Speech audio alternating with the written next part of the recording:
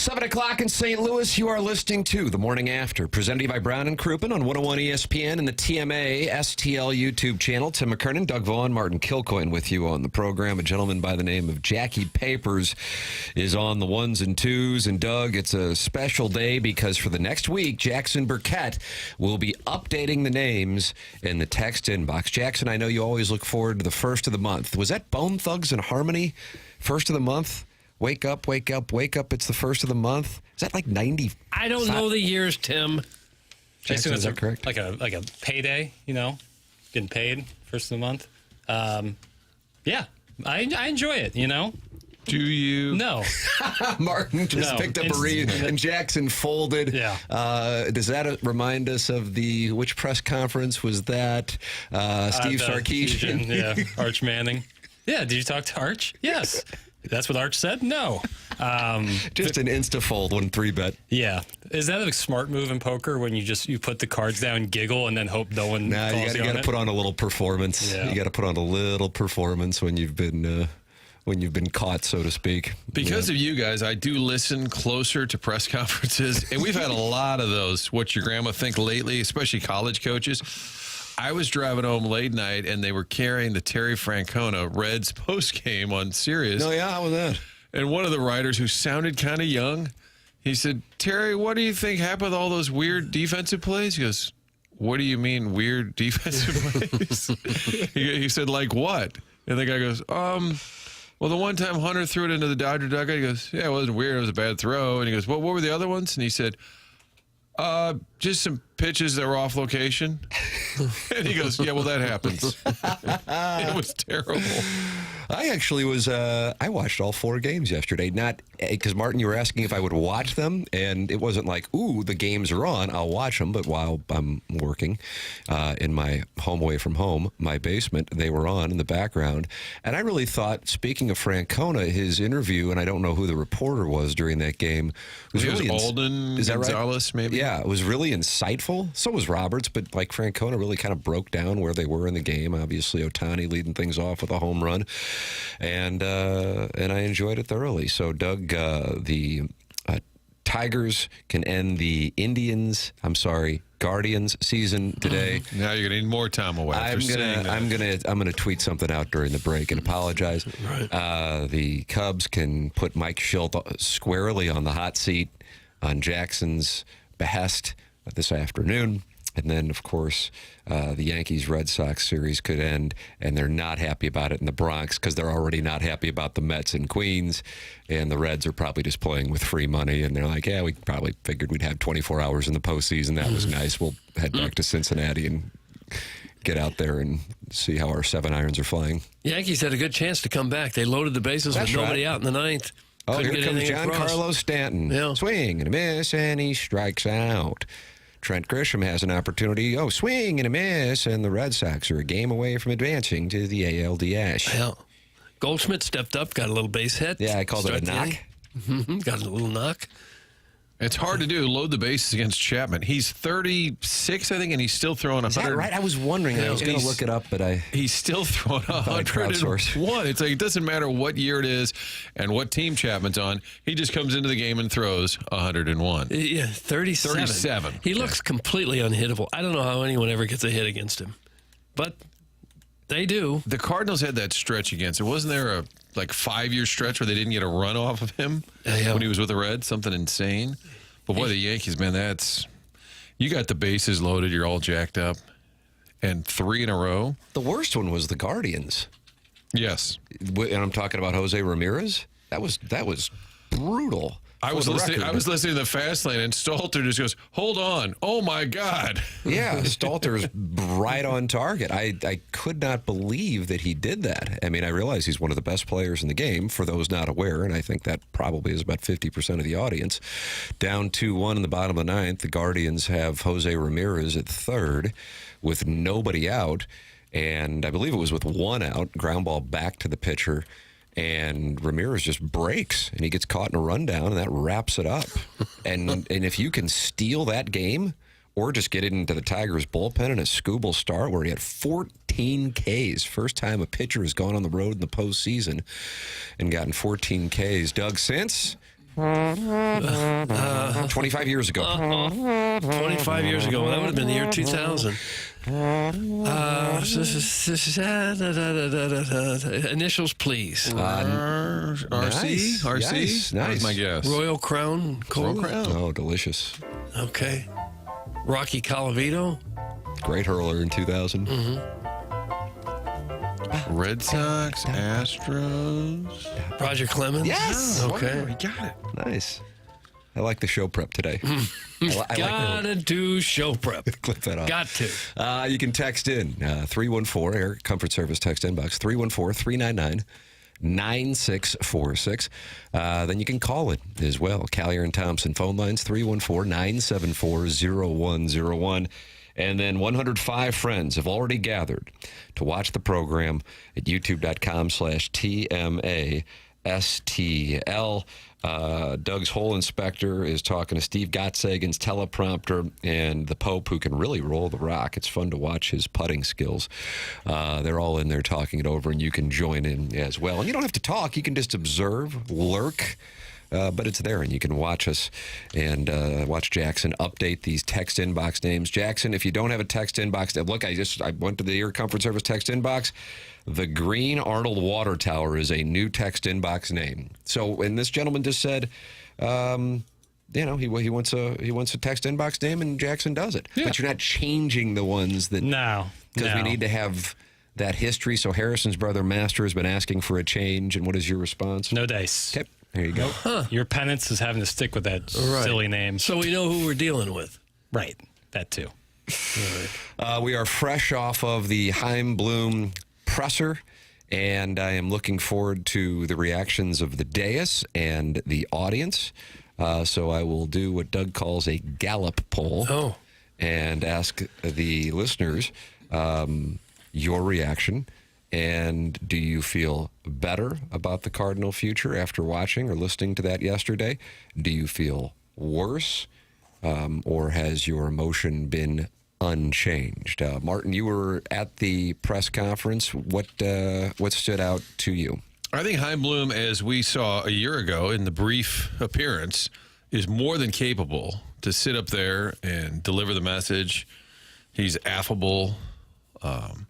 But I think he's had time to prepare the comments, and I think the words were chosen very carefully, so they never said rebuild. But he did say the long term. You kept hearing the phrase, the long term, no shortcuts. At one point, he said there could be some pain involved. So I think they were trying to say, without saying it, hey, we need a minute here. It's not going to be overnight. But he was asked about free agents and signing international players. Sure, but everything's for the long term. So I think without saying it's a rebuild, they're saying it's going to be a minute. But I think he comes off fine. What to me was really odd when asked about the coaching staff, he said, oh, yeah, we'll get a few things to do, but they'll be back, and they do a great job. And even at Wrigley, they played hard. He never said the name Oli Marmol. And I do wonder if that was strategic. If they said, listen, let's just... And then later, Oli was there, and I said, you want to do an interview about next season and about your relationship with Chaim? He said, hey, man, I'm just sitting this one out today. It's about him. It's his day, which is a fair stance. I just wondered if they didn't want... Because there's so many people who are divided on Oli Marmol, whether they want him back. Or some people say it's not his fault. We talked about it for a while yesterday. I just thought that was interesting that they're trying to almost separate the two, yet they're going to soon be linked together because Chaim didn't, quote, bring in his own guy. But I think his message was fine. You would have thought it had been pretty easy to say we are behind Oli, and he's definitely our manager for next year, if that were the case, if that decision has been made. Well, it has, and Ollie's coming back, and that was what I guess they considered a foregone. Like, I think they feel like, well, why do we have to announce that? He's under contract. If we were fired him, we would announce it. You know what I'm saying? Even though in the world we live in, everybody's job in the sports world is kind of up for grabs. And I just quicker than they used to be, I think. Bob Melvin got all of 2 years in San Francisco. Yeah. So I think it was just kind of an odd... That part of it, to me, was peculiar if it was, in fact, on purpose. And I felt like all the wording was very detailed by design. And yet they never said the man's name, which was a little odd. Yeah. But also, I think that's a good observation. And then build it with the third, who has gotten in the crosshairs before with fans and how he reacts. He said, message sent, message received. Yeah, that's regarding the attendance. Jackson, I know you're in the process of updating a lot of text names already, 314-399-9646. But on our Fun with Audio sheet, this would be audio clip 2, Bill DeWitt III. On the attendance? Yes. You got it. We've all seen it. The numbers are down, and it's something that we're not happy about. If to the extent that that's a message, the message has been received. What we're all about is trying to think about ways to increase attendance beyond the biggest way, which is obviously what Chaim's talking about. We know that a winning team on the field is the most important thing relative to attendance, but then there's several factors that we can control on the business and operational side. We've listened to our fans, and they want value. Prices for tickets, concession, and parking is something that they've expressed, issue with. It's really addressing all of those things that we can control on the business side, and we're, as you know, new leadership on the business side too, with the NUC and others who are taking that head on. Base hit. Yeah. And there is, if you're on the business side, which he is, there's not a whole lot you can do if the team's not any good. No. You can have the slick ad campaign. You can lower the price of hot dogs. You can try things like that. And he acknowledges the number one thing is going to be You can do things, but will it team. matter? That's the big thing. And can they really control all the parking around there? I don't think they He control got into most of the detail parking. about that at one point and said, we control 1,300 spots. And he said, we try and lead the way in pricing. And he said, I think he said, we are, or we tend to be lower than the ones around us. He said, we try and lead the market with the pricing, but we can't control beyond that. Right. I mean, the truth is nobody, and Mazalek brought it up, maybe it was here or at the press conference, crime, downtown safety, Yeah, he brought it up both here when he was in studio with us last week, and he brought it up again in his press conference Monday. I think most fans are just throwing that away and saying, whatever, get a good team, we'll come down. Blues City, get a good team, we'll come down. Even though it's probably a factor at some point, I don't think anybody wants to hear it. Now, safety of your fans is huge, and I do think for a lot of people it is a factor. I just don't think people right now want to hear it. They're like, fix the team, period. Yeah. And I don't know how patient fans will be either, because we've already had 3 years back to back to back that have been awful. So if they say you got to be patient and wait, how much longer do they have to wait to have a competitive team? Which gets into something that I think the Marmol observation you made, Martin, is right on, that his name wasn't mentioned, and that some of the staff will be back, but not everybody. That stood out. But I think the one that for a lot of people stood out was the conversation about the payroll from the chairman, Bill DeWitt Jr. We will have that audio for you and discuss it, and I will give my theory as to whether or not that was truthful, coming up here in a matter of moments. Want to welcome a new sponsor to TMA. Always great to have new sponsors on the program. It's the lifeblood of the show, and 5 Iron Golf is the new sponsor. 5 Iron Golf, now open in Clayton. I checked it out a few weeks ago. I couldn't believe it when I walked in, and I am being 100% serious. I didn't know about it. I walked in, and I thought this place is heaven on earth. Whether you are a serious golfer and you want to use the 13 simulator bays they have with TrackMan, or just for like a social event. They have an incredible selection of food and drink. It is a perfect place to host an event. It is somewhere I will be throughout the cold weather months practicing, and I cannot wait to do it. 5 Iron Golf has you covered with TrackMan simulators, pro instructors, and memberships that include free golf every single day. You even get a swing evaluation when you join, so you can actually see where your game is at. You can play iconic courses on the TrackMan simulator like Pebble Beach, St. Andrews, and Bethpage Black. 5 Iron Golf in Clayton has 200-plus world-class courses, and it doesn't matter what the weather's like outside. You can play at 5 Iron Golf inside in Clayton. They have leagues and lessons available. No dress code, just golf, and they have memberships, free golf golf every day, discounts on food, drinks, lessons, leagues, even club fitting, and it's only $169 per month. I am telling you, as somebody who has been in there, that is a ridiculous value, and it's not like there are thousands of memberships available. They're going to cap it, so make sure you get in there ASAP because you are going to want to be able to have access to it during the cold weather months and get your game fine-tuned and be able to play on the simulators. Only $169 per month, and if you join, you will get your first month free. So join now. Check it out. 5-Iron Golf in Clayton. It's not just golf simulators. It's an entire golf experience. Get the information on memberships, lessons, and leagues at 5irongolf.com. Trust me, somebody who has been there and cannot wait to go back, you will love it. It's 5irongolf.com. All right, we will have that Bill DeWitt sound for you coming up here in a matter of moments on the payroll. That's next on TMA, presented by Brown & Crouppen on 101 ESPN and the TMA STL YouTube channel.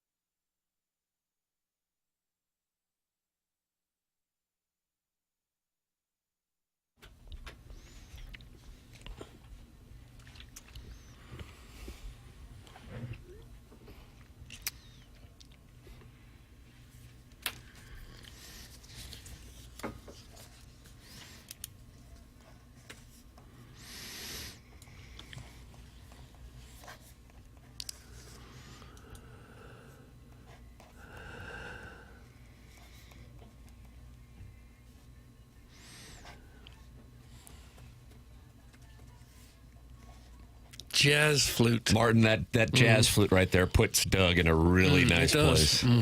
It's TMA 101 ESPN and the TMA YouTube channel, youtube.com/TMASTL 150 on the nose. In there talking it over, Lex Luthor and Steve Gottsagen's teleprompter are debating what the real downtown of St. Louis is, and Lex Luthor says Clayton is the real downtown of the region, and by 2050 it'll probably be Chesterfield. Sports leagues, including a potential NFL or NBA franchise, should be aware of this.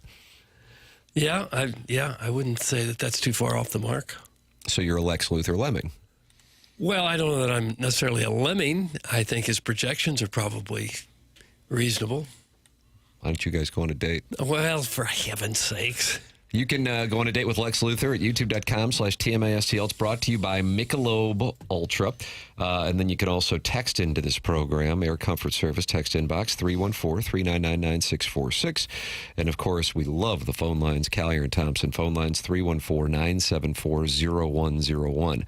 So I got the sense, based on the already number of texts we've seen on it and the reaction in the moment, that this stood out yesterday. This is Chairman Bill DeWitt Jr. at the Chaim Bloom press conference regarding the upcoming season's payroll. I don't think Chaim and I have even talked about payroll. You know, he's here to do the job, and we don't know what our payroll is going to be. I can't tell you right now.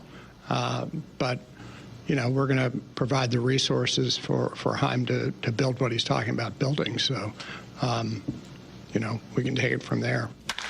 Doug, do you believe that he was being truthful with it? No, Martin, I don't. Do you believe he was being truthful? That they haven't discussed payroll at all. Yes. I would say they probably haven't gotten overly specific, but I think they have an idea of where they're going to be. Otherwise, you're not talking to Arenado, you're not talking to Contreras if you don't have the idea of moving money off the books. Why else are you going? I mean, granted, they're veterans. You want them out of the way, quote.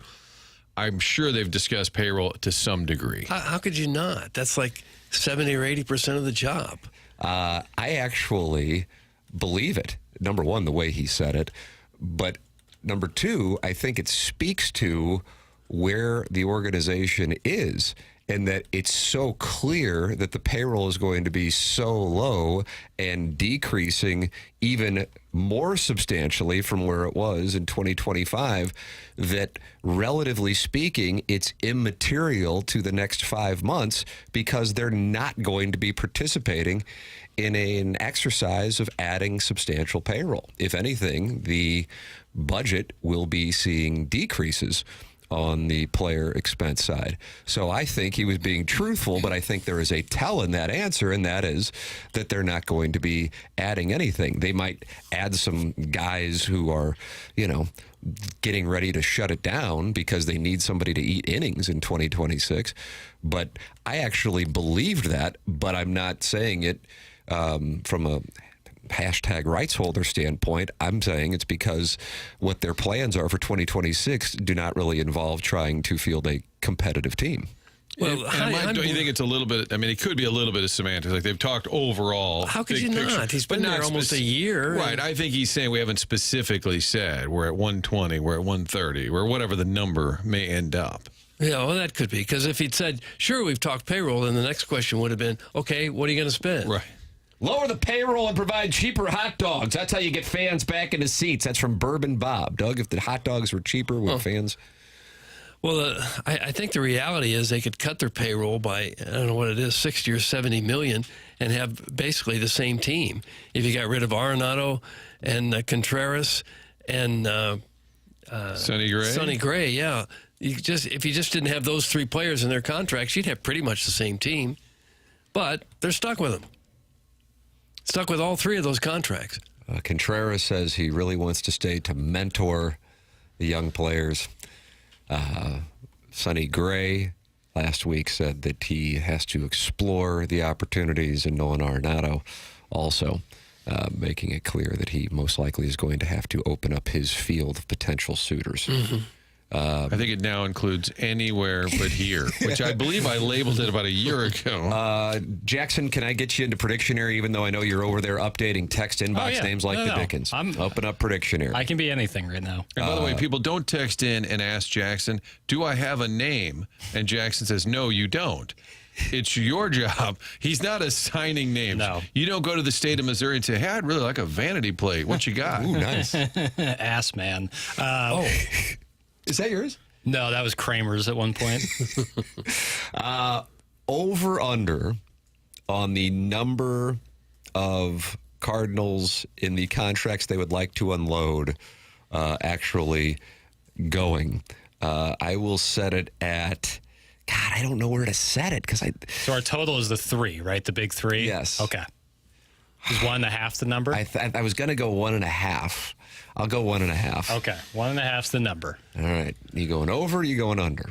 How many they will be I'll able go to under. trade? I think Arenado will be gone. Probably not the other two. Okay. Doug is on the under. I think I agree with that. I think Sonny Gray will come to the warm-up and say, yeah, I just didn't want to move. And we just got some boxes unpacked. Like there'll be a really long answer about why he's still here. I'm gonna say just Arenado. I will go over. Okay. Right? I will go over. And it's going to be Sonny, you think? I think Definitely his value. Sonny and Arenado, and I don't know. The Contreras thing is how he has a get-out-of-jail-free card around here blows me away. But and that contract has a get-out-of-jail-free card. I think it's one of those things where people don't want to say, yeah, I was wrong on that. But my God, I would love to see all three be with different organizations next year. And how much would you be willing to eat of that money? The honest answer is I don't know because I don't know what the comfort level of the organization is. So it's anything I say is just completely talking out of my ass. So I don't know. But on Arenado, if you pay 10 and save 10, you'd probably do it in a heartbeat, right? I'm sure at this point. I mean, Mozeliak was really transparent with that when he was sitting in here. It's not his problem anymore. But, he flat out said they're going to have to eat way more than they were going to have to eat last year. The deal with the Astros was favorable for the Cardinals. Yeah. I'm still of the opinion that I would rather have Arenado than eat his salary and send him somewhere else. Even if he has to sit on the bench, if he's a backup player, a pinch hitter, an injury fill-in, if I got to pay him all that money, I just assume have him as discard him.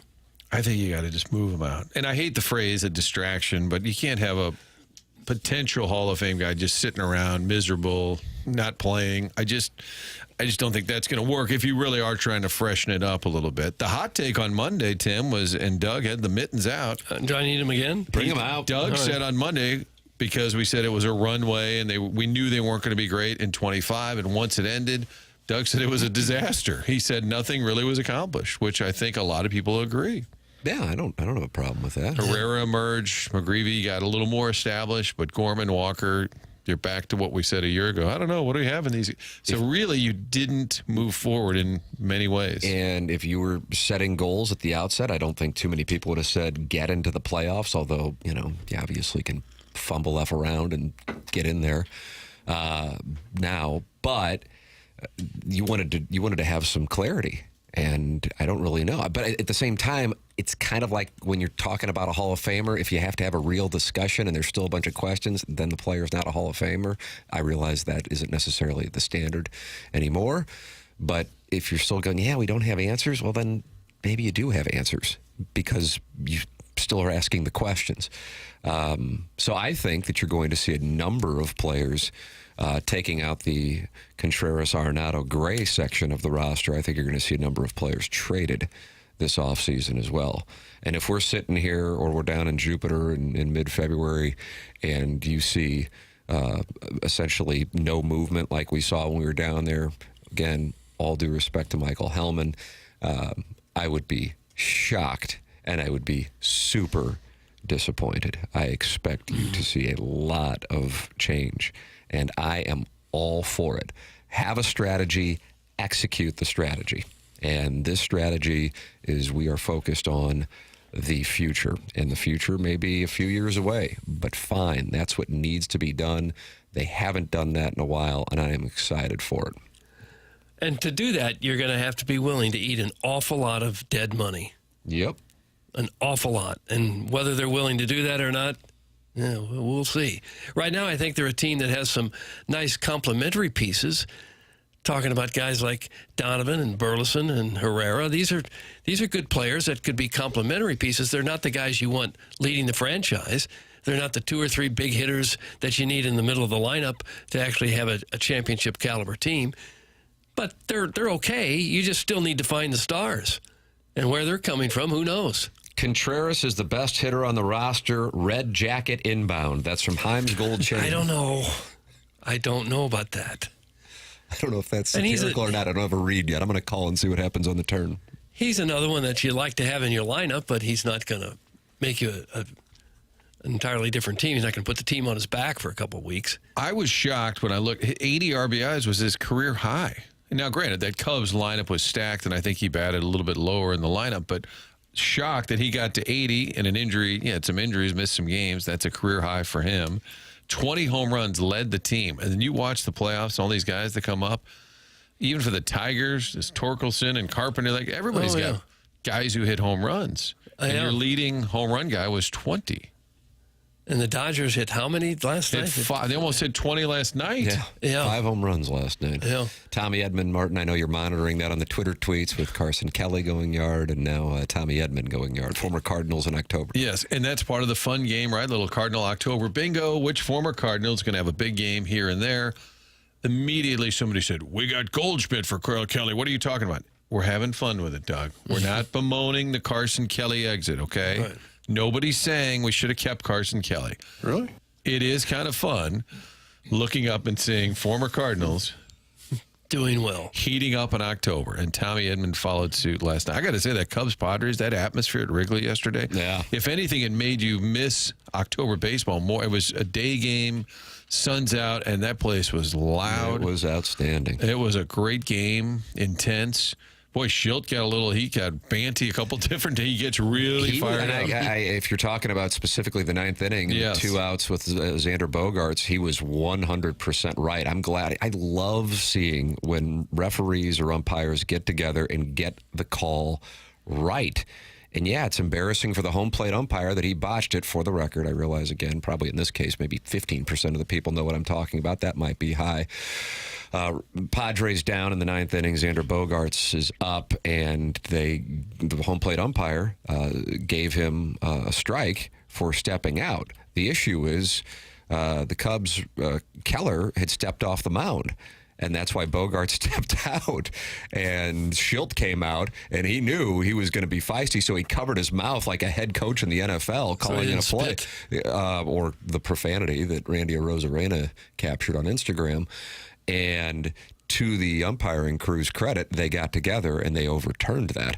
I like seeing that. I hate seeing, as much college football as I watch, Georgia Tech should have a loss. They blew that this past weekend with a guy just lining up off sides, and they couldn't get together and go, yeah, we screwed that up. Wake Forest should be able to run out the clock here, and then Georgia Tech comes back and win. I just hate when things that blatant, and around here, whether you're a Cardinal fan from 1985 or a Missouri fan from 1990, take your pick of whatever famous officiating play, these things that could change history. Bogaerts didn't deserve to have a strike. Jackson's hot seat guy, Mike Schilt, was out there, and he was ready to go bat crap. And justifiably so, I have to say. So to the credit of the umpires, they overturned it.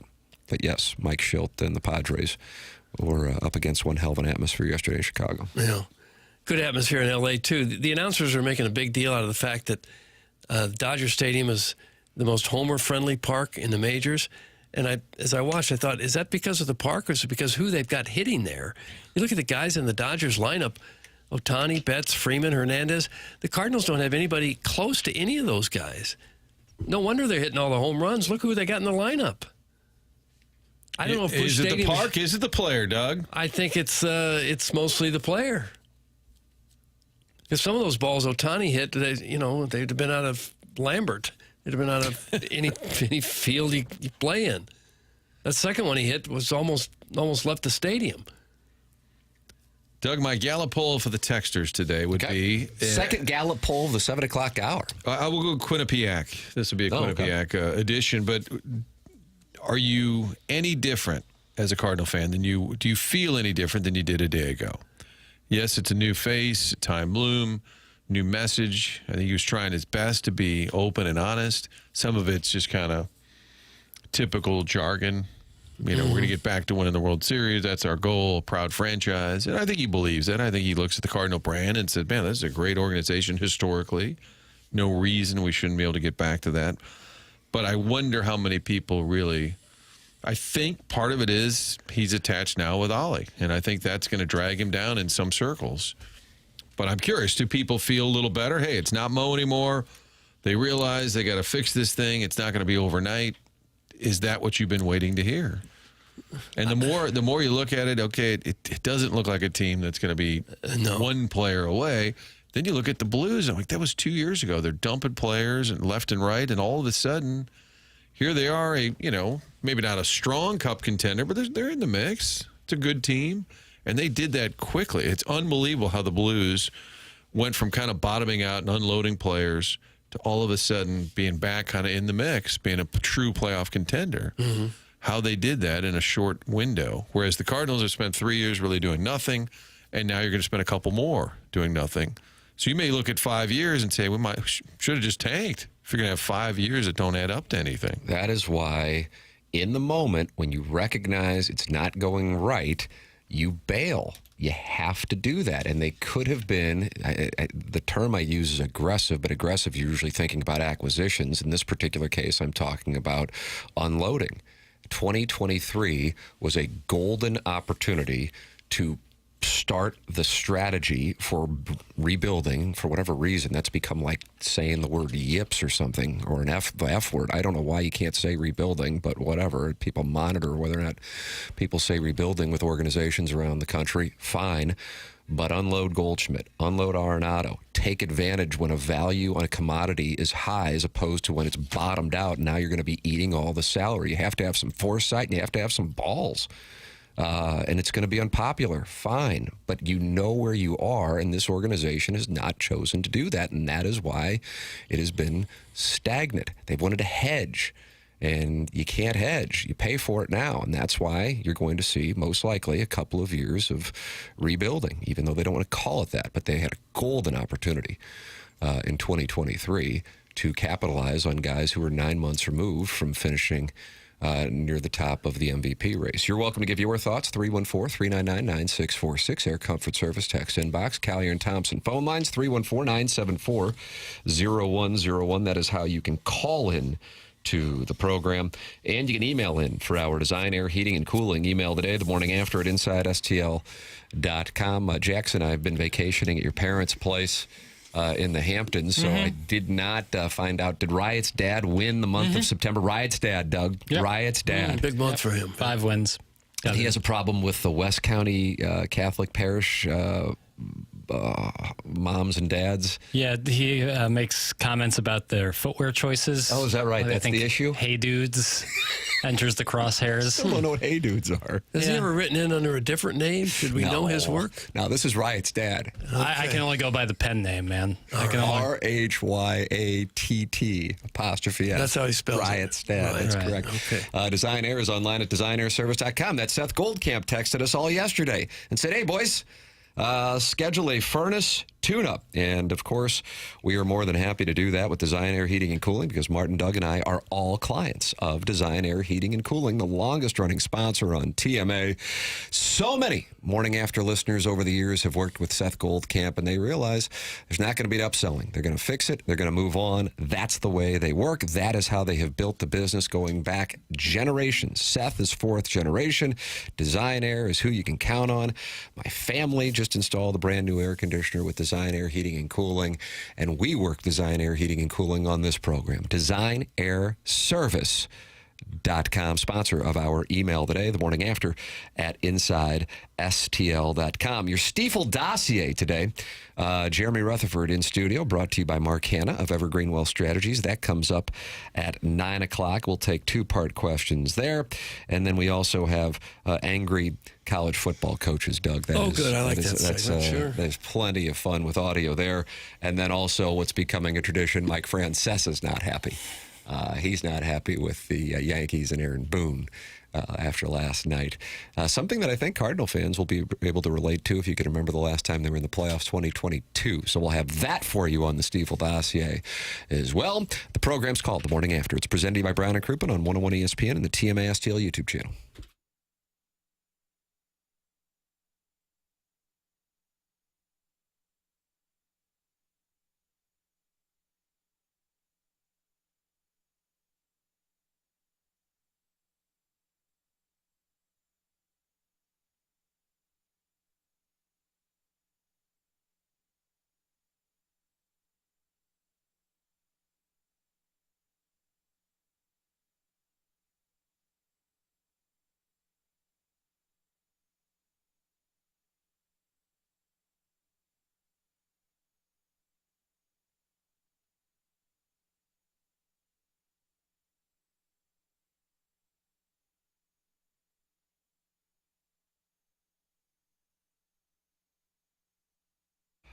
Dr. John Canale of Psychiatric Care and Research Center has been practicing in St. Louis going back 4 decades and 20 plus years in conducting clinical research trials. And that is relevant to you because you could make some money by participating in one of Dr. John Canale's clinical research trials. He is doing studies on anxiety disorder, depression, bipolar depression, and obsessive compulsive disorder.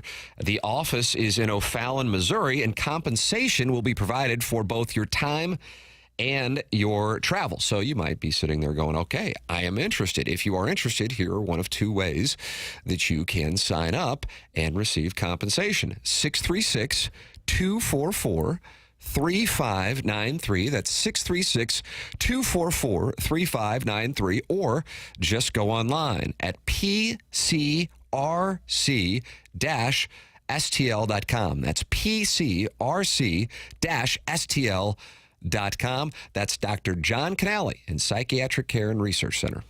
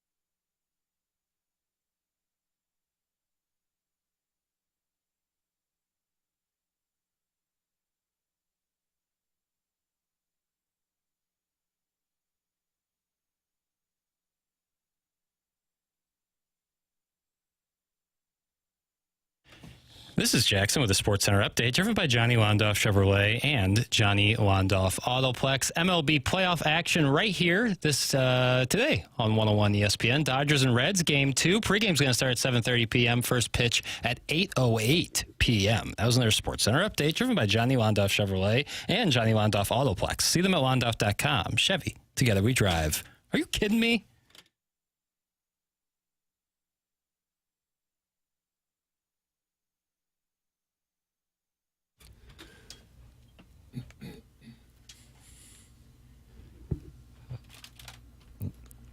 Doug, is this the great Julie Andrews? It is. With Dick Van Dyke, probably. It's Julie Andrews' birthday. You guys want to take a guess how old? Oh, gosh. 89. 87. The big 9-0 for Julie Andrews. Yeah, once I said 88, I'm like, he's not playing this if it's not 90. Oh, I wanted it back. I would play it if it was 88. This guy loves musicals, doesn't he? He sure does. Julie Andrews, you know, looks great for 90. I mean, Oh, truly. yeah. I saw yesterday Mr. T turned 91. Is that Really? Mr. T's 91? I'm Possibly going to true. put my entire bankroll in the middle on under, and I am now left exposed, but that's 50 in Rocky 3? I think Maybe. that's Oh, this way is too high. 73. Yeah. This nice to meme I double saw. up. That'll wrap it up. See you boys in Jupiter. I saw a picture I'll call of in him every once in a while. with a birthday cake. Said he was 91. I said, "Is that possible?" How No. many pan coins you got, bitch? Yeah. But then The answer is, Doug, it's not possible. no, I guess not. I didn't care enough to check out anywhere else. I just said, "Huh." The program is The Morning After. It's presented to you by Brown and Crouppen on 101 ESPN and the TMA STL YouTube channel, where you can gather and also talk it over with others in the Michelob Ultra YouTube chat. And then you can text in 314-399-9646, Air Comfort Service text inbox. Doug, they're not happy in the text inbox. That wasn't so bad. Thanks for showing a tiny bit of passion for something other than Mizzou. That's from the salty bald dad from Caseyville. Martin, if you look at his text history, he really doesn't like Missouri football. But then at the same time, then they really don't like that we're talking about the Cardinals. And that's from a wide variety of TMA listeners. I'd rather hear about Mizzou's bye week than how the Cardinals have become a mediocre franchise. That is from Doug's prison wallet. And then Stephen Wildwood on Hey Dudes wearers. They definitely have a beard, wear shorts no matter what the weather is, and have a shirt advertising some beach bar. That's Chairman Stephen Wildwood, and he's very specific with these Hey Dudes. Jackson's nodding. I find it funny. I think it's funny. I didn't think a piece of footwear could be such a hot button issue, but I'm glad it is. You know, I'm glad people are talking about footwear again. Footwear or Cardinal talk? Text in. Which do you prefer? And Jackson is also updating people who do not have text inbox names, and you've been very busy. So if you would like a text inbox name, you don't have one, 314-399-9646. Incredibly active over there. Doug, you always enjoy angry college football coach. Sure. Jackson has a potpourri of options for you. right. What do we have here today? Jackie Papers? You think the Dabo one? I mean, angry. I wouldn't call that one angry. I would call that one honest and reflective. Yeah, I'd have to agree. I feel like we're in a delay tactic right now. If anybody's looking for a read. I think he's disputing the angry part. Is that what your delay is? Well, on the Dabo one, I would agree. He's not angry. He's actually being accountable, which I'm not a huge fan of. I prefer Of accountability? You're not a fan Well, of? I'm a fan of it for my coach, but for coaches I don't like, I prefer them to be Blame it on someone else? Yeah, spread it around, spread the love. But I do like this audio. It's Kalen DeBoer. It's a snippet of Kalen DeBoer's halftime speech from Mizzou's next opponent, Alabama, when they were at Georgia. I thought it was pretty good. Okay. Hit the lever, please, Pale. You bet. Hit it now. I want you to think about how hard it was for 30 minutes, how prepared you were when you walked out of this locker room at the beginning of the game. Emotionally, physically, and mentally, okay, how you fought for 30 minutes. But we didn't come here to play a good 30 minutes of football. We came here to play 60, okay? We came here to play 60. Okay. Fired up. I like a good coach yelling at the team to get them revved up, ready to go. I enjoy that. We came here to play 60, and then it may go to overtime, and we may do that whole 2-point thing. But the point is, let's try and wrap coach who says too much. And if it comes down to a field goal, yes, we have a freshman kicker. We're not sure can make a big kick. And then there's that other guy, Oliver. But go out there and play your... What if the coach just can't quite hit the hole? Bobby Boots, have you guys discussed the line for Roll Tide against Vanderbilt? Doug, 2:30 start this Saturday in Tuscaloosa. College game day will be at Alabama. 10.5, right? That's what it was correct. yesterday. Yeah. The chairman, I bet $10 cash. What do you got? I said Bama will cover. And papers would not take the wager. Chairman Kurt did. Nice. A double-digit spread against Diego Pavia is a great way to develop a stomach ulcer. Wow. How about that? He keeps guys, like, he keeps them in games. He's the reason they've been hanging up these massive numbers on teams, and they're loaded up talent-wise, and I really like Clark Lee, their coach. But Diego Pavia is a guy that's, like, so frustrating for a defense because he can almost single-handedly keep a team in the game. I'm not betting it. I just think Bama's got a little of that Michigan vibe last year. Like everybody says, we're just going to start steamrolling. They definitely won't be looking past Vanderbilt. They got to score to settle They there. owe 'em. Yeah, from last year in Nashville. For the record, we will have the FanDuel Spread Zone recording session following TMA with me, Anthony Stalter, and Riz of the Riz Show on 105.7 The Point. This Anthony Stalter, Doug, 4-3 last week, and now 27-14 against the spread through 5 weeks of spread zones. This guy is on an absolute. You can make a nice living with that kind of 66% against the yeah. spread. I went 5-2 last week. I'm 58% against the number. And Riz followed up his 0-7 week with a 1-6 week. Oh, no. So he's rebuilding. So he is rebuilding, I but he won't appreciate say it. He's not taking any shortcuts. He's in it for the long term. But he's got some kids that have private school debts, and so he can't really get rid of them to rebuild like the way he'd want to. Yes. 1-13 over the last 2 weeks for Riz, so he's going to be in a bounce back spot. Yeah, I got a couple backdoor covers. Doug, you like the term backdoor cover? No, I don't care for it. Utah State, I had them Loved plus it. 22.5 Loved against it. Vanderbilt. Yeah, I'm took that sitting with down you. at the pool in Las Vegas You with left your my room. betrothed. I did, but I didn't go out in the sunlight. Just went down there for lunch, back up to the room, and I said, I got to be honest with you. I'm really enjoying the conversation as I try to persuade you into girl activity again. Oh. But this Utah State situation in Nashville is pretty damn important to our family's well-being. And then they got a touchdown with like 40 seconds That was the left. best. I was on Utah State. There was too many points. I had them at 23, and they're driving with like a minute left. No, there's no possible way they can even come close to winning. They're calling timeouts. It was so slinging great. it into the end zone. It was God bless. awesome. It was awesome. Oh, what a moment. Now, when you're staying at the hotel in Vegas, do you still have to pay to use the pool? No, but you have there's cabanas. And I said on Saturday, which was my birthday, and my God, I appreciate all the well wishes.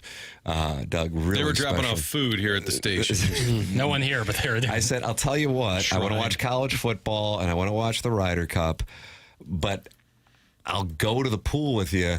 Let's see how much a cabana is. Doug, do you want to take a guess on how much a cabana at the pool was? Well, they don't for cost about anything. 4 hours. At the Best Western Motor Lodges that I stay at, they don't cost nothing. Pear Tree Inn, starting to add a little extra. Pear tree. Here, I imagine you $100. Oh my God! Per hour. Jackson's appalled. You can Was that a guffaw? You can, was a barely, guffaw. you can barely get a plate of chicken wings for $100. I'd say $100 an hour, so for 4 hours, 400. I'll take the over on that Just to have too. a cabana over your head. Yeah. I'll go. Are you kidding me? Saturday daytime, 1,100. The answer is $2,000. Oh, how stupid is that? Holy. $2,000. And people here's do the, it. here's the thing. So, I couldn't be disturbed. Why? Because I'm watching Utah State and Vanderbilt on my phone. And so my wife goes over to, Doug will call her the cabana lady. I don't know. There's a Okay. little like a maitre d' desk. And says, how much would a cabana be? She says $2,000. She goes, oh, but we're all sold out. So Oh, God Jeez. bless it. Do they give you like a amount of time you have it for that 2,000, or is I it? think till the pool closes. Probably for the which is rest of like your around life. 5 Okay. or 6 at this time of year. Yeah. I was going to say, no wonder it didn't. I think it's $1,500, but you have to spend $500 on food and booze. But right. either way, you're committing $2,000. Right at the very minimum. I was going to say maybe that explains some of the reason why tourism is so down in Las Vegas. But if they're sold out, I guess that ain't it. I don't know, man. I don't know what to say. But yes, I was like, if it's a certain number, I do it because I can still watch the Ryder Cup and all the college football I want to watch. It's just burning just money. like- Just throw it in the fireplace. It's burning money. Did you start swimming laps to get? I had chicken tenders and fries like a 3-year-old, and went back up to the room and watched the Ryder Cup and college football. What if you brought a little That was parasol? unbelievable. Could you bring a little parasol down there with you and just hold that over your head while the guy next to you is paying $2,000? Well, I graduated from St. Louis U High, so I don't have to hold things anymore. Okay. Right, and that rings true even in Vegas. They know Correct. what that means. That's You could correct, get a valet or a They care butler. about high schools in Las Vegas, Southern California. It's really important. Although, Martin, your guy, Kevin Demoff, I believe he outed himself and probably was used in depositions against him for his speech at Harvard Westlake when he said, fortunately or unfortunately, we were in the playoff race when we were in St. Louis this past season because it delayed some of their plans to get to L.A. That was a great moment of indicting yourself. It was you bragged to your high school. It was a distraction. They had won a couple games in a row. Unfortunately, we had a There is couple no wins. secret plan. There was a secret plan. There isn't. Don't you understand? Smithers. Now they're talking about him possibly being the next commissioner. Stop saying that. Why didn't the God. hotel give Tim a complimentary cabana for his birthday? It's absolutely disgraceful. Side note, we spent about $10K for an all-day big cabana at the Hard Rock 15 years ago, Doug. That's Eric in the Central West End. That's just horrible. Well, what if you ball so hard? I don't care how. It's even if you ball so hard and you've got $1 billion, you're still encouraging that sort of pricing by paying for it. You're saying we got to break the pattern? Yeah. I mean, it's nuts. It's ridiculous. Tim, I'm headed to Las Vegas in a week. Where can a poor eat real nice like? It's from the Gray Summit Gray Goose Guzzler. Plowboy used to talk about Vegas, and he would kind of have, he's like called it like the poor man's guide to Las Vegas. You wrote a book? It was kind Like of Harvey Pennick's little green yeah, book? it was kind of like an Go to audio some book. Little red book? Doug, was Harvey Pennick's book green or red? I don't know the color. The golf little book? buffet action, probably. Sounds like a really good idea for a book, though. Yeah, Poor man's Yeah, guide to kinda Vegas. poor man's. Ooh, I like that. Poor man's different. Poor man. He said something about like, Gordon Ramsay has all those restaurants out there and they're really expensive, but the fish and chips, Gordon Ramsay's fish and chips is cheap, and you can go there and have some good eats. Okay. And I always like that. I like that. He's got a real folksy nature to He him. does have a folksy nature. You can get involved 314-399-9646. That's how you can text into the program. You can call in Callier and Thompson phone lines 314-974-0101, and then email in for our design, air, heating, and cooling email today, which comes your way at 10:45. Jeremy Rutherford, is he in the studio, Jackson? That is so. Usually on Wednesdays, Jeremy Rutherford records the Last Minute Blues podcast, and so he usually comes in with us beforehand. So I believe that to be the case. Yes. All right, JR, taking your two-part questions. He's presented to you by Mark Hanna, Evergreen Wealth Strategies. Tim, where did you eat? Doug, is it that? Answer, damn it. You didn't know you were going to be deposed in your return. Let's see. Thursday, Nobu. Friday, the restaurant that I recommend so often to our listeners, Cabuto. Saturday, Delmonico, and Sunday, Sinatra, which is at the Encore. Delmonico's at Venetian Palazzo. Cabuto's its own little operation just a little west of the Strip.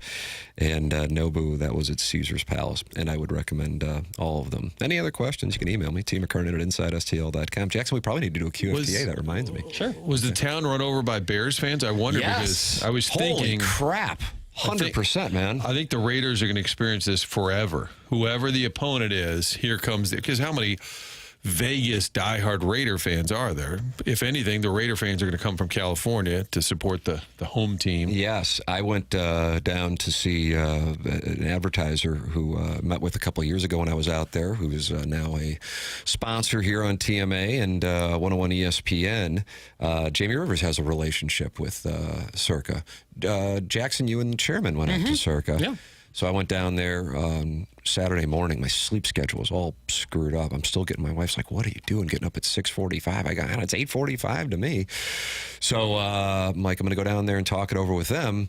And because the games start at 10 o'clock in Las Vegas, they start their NFL parties at 6 a.m. Oh, wow. Which is helpful for those spending a lovely evening out. For You sure. can just ease right on into the day. Yeah. And I went down to Circa, incredible sports book. They have that stadium Swim. Is Yeah, the I think it's swim, cool. and was down there, and I had kind of checked out on the Ryder Cup, but I've got Aaron Rodgers taking on the Vikings, and then the Ryder Cup on those TVs, and I'm like, I think I'll settle in. Pretty sweet. And you can have some libations and degen out. Yeah, that circa was the bee's knees. Highly recommended for listeners heading out there. That's in downtown Las Vegas. Maybe like a, 10-minute Right at Fremont there. cab ride from the Strip if you're staying there. Yeah, so that was quite choice. And then got back into poker room for the first time since COVID. I was thinking to myself, and here's now that I'm 49 years old, which is stunning based on my appearance, just how youthful and you still got candidly- carded in Vegas, is what you're saying. I did Seriously? actually. I did. Wow. But there's nothing hotter than when I put on my readers. I mean, that is like, that's Bifocals. It's an aphrodisiac. And I hadn't played poker since the pandemic, and I realized I don't see the cards when they, not the ones that I'm holding, but on the board. I'm like, ooh, I got to really look to make sure that's an 8 or a 7. Oh, gosh. And these cards are only a foot or two away from I you? would say maybe about 4 or 5 feet. I'm going, oh, crap. 8 and 7 that's a tough one.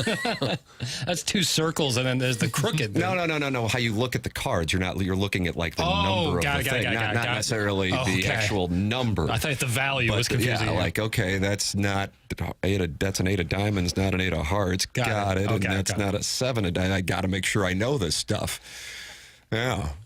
And Now, where's my payout? Sir, you have 22. I mean, what in the hell? Yeah, that was an alarming moment. Yeah, I mean, and going to bed. But I'll tell you, there was no Sappho's, but I did get my wife to watch The Hunting Wives. Has anybody watched that?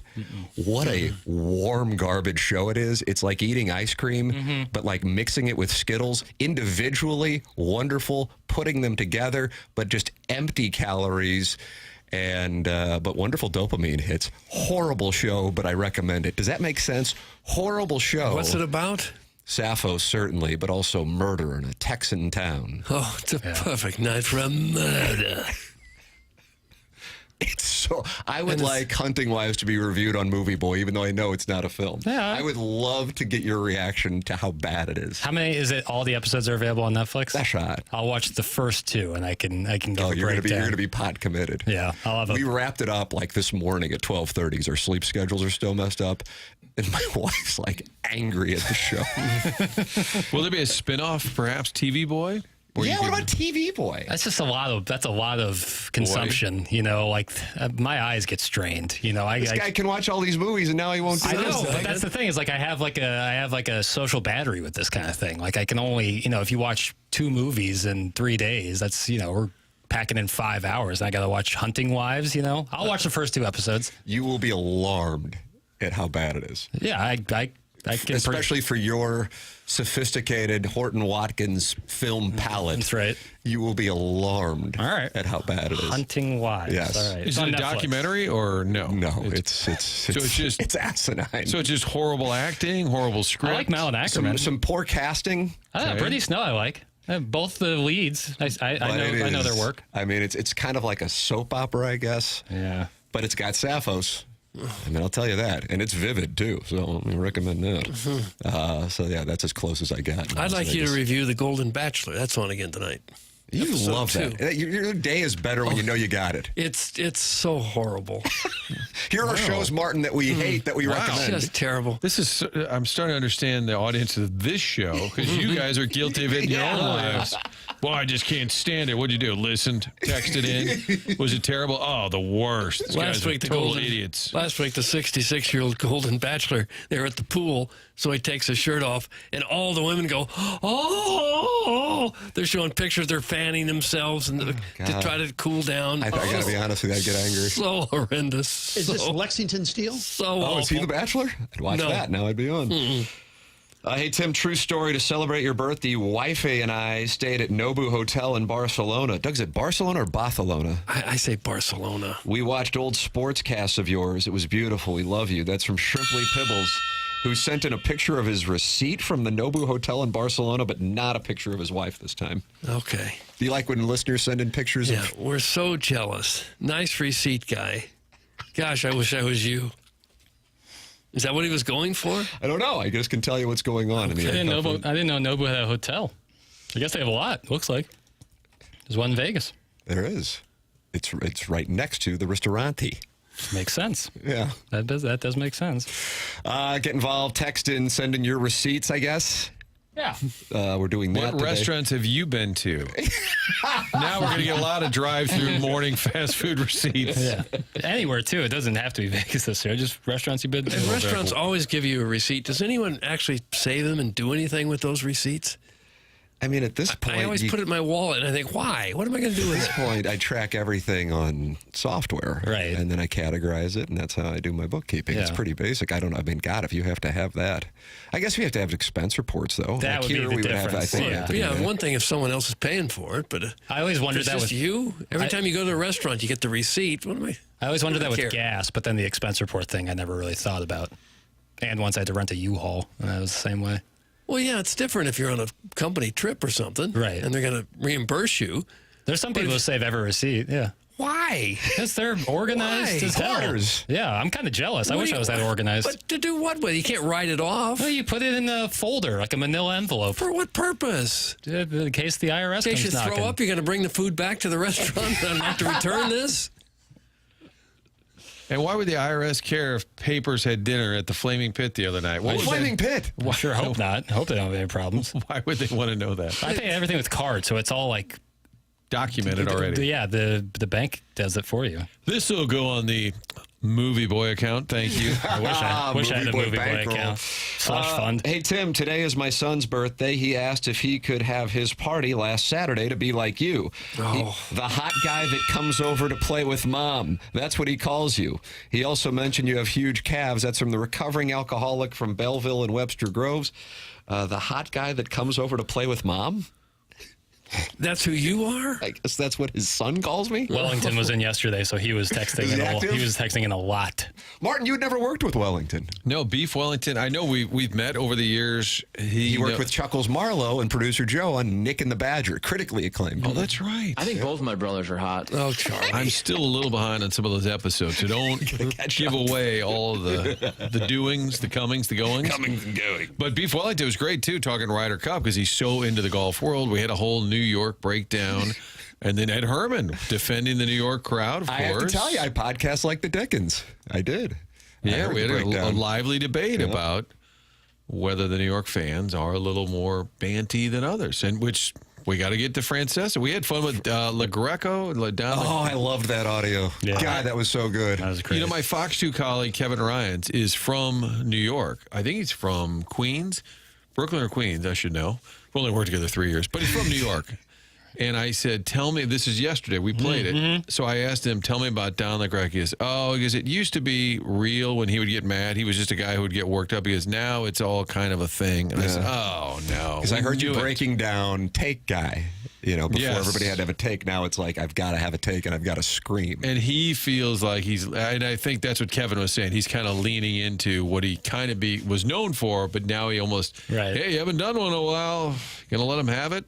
It's fake angry guy. Martin Sharon in Clayton wants us to know that Mama's Fish House in Maui is the best restaurant anywhere. So there you go. If you're looking for Sharon and Clayton, Doug is officially given Mama's Fish House in Maui is the Okay. place that we need to hit We're this going to need to weekend. see a receipt. Dale in Grubville sent in a receipt from Nello's in New York where the bill was $47,221.09. It's like one of those offensive line dinners that the quarterback has to I take them on. guess they spent like $35,000 in wine.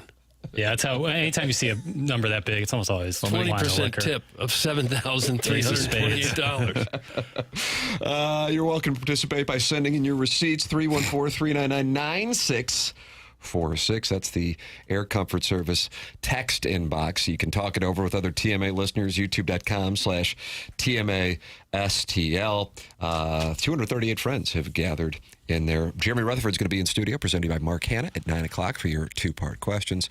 And, of course, you can email in for our Design Air Heating and Cooling email today, which comes your way at approximately 10:45 here on the program. If you are feeling sluggish, that can be a symptom of low testosterone. If you are working out and you are not putting on muscle like you used to, that can be a symptom of low testosterone. And if you just don't have the same libido that you had just a couple of years ago, that can be a symptom of low testosterone. And that is where Mentality can help you out. I have been tested for low testosterone at Mentality, and it is super easy. You're in and out within 20 minutes. Friendly staff. It's Mentality. Whether it's low energy, weight gain, or just that feeling that something's off, Mentality can help. So stop being tired of being tired. Get back to the guy you used to be. Visit mentalityhealth.com and reserve your spot today. It's mentalityhealth.com. Reserve your spot today with Mentality at mentalityhealth.com. The program's TMA. It's presented by Brown and Crouppen on 101 ESPN and the TMA YouTube channel.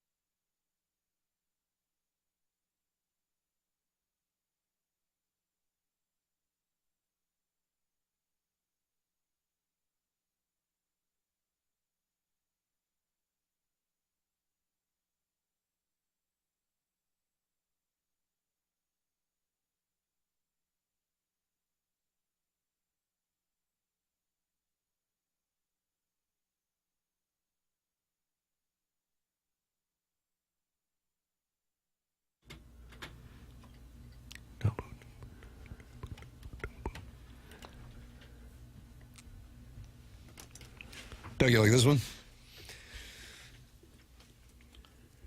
No, this is bad. And is that because it was Dexter Fowler's walk-up music in 2016? Oh, that's not because of it. It's just not much of a catchy tune. Wow. But You I think mean, this is a catchy tune? This is from Metro Boomin. Whoever it's from. But he's a St. Louisan. Did he throw out the first pitch last year? I think so, yeah.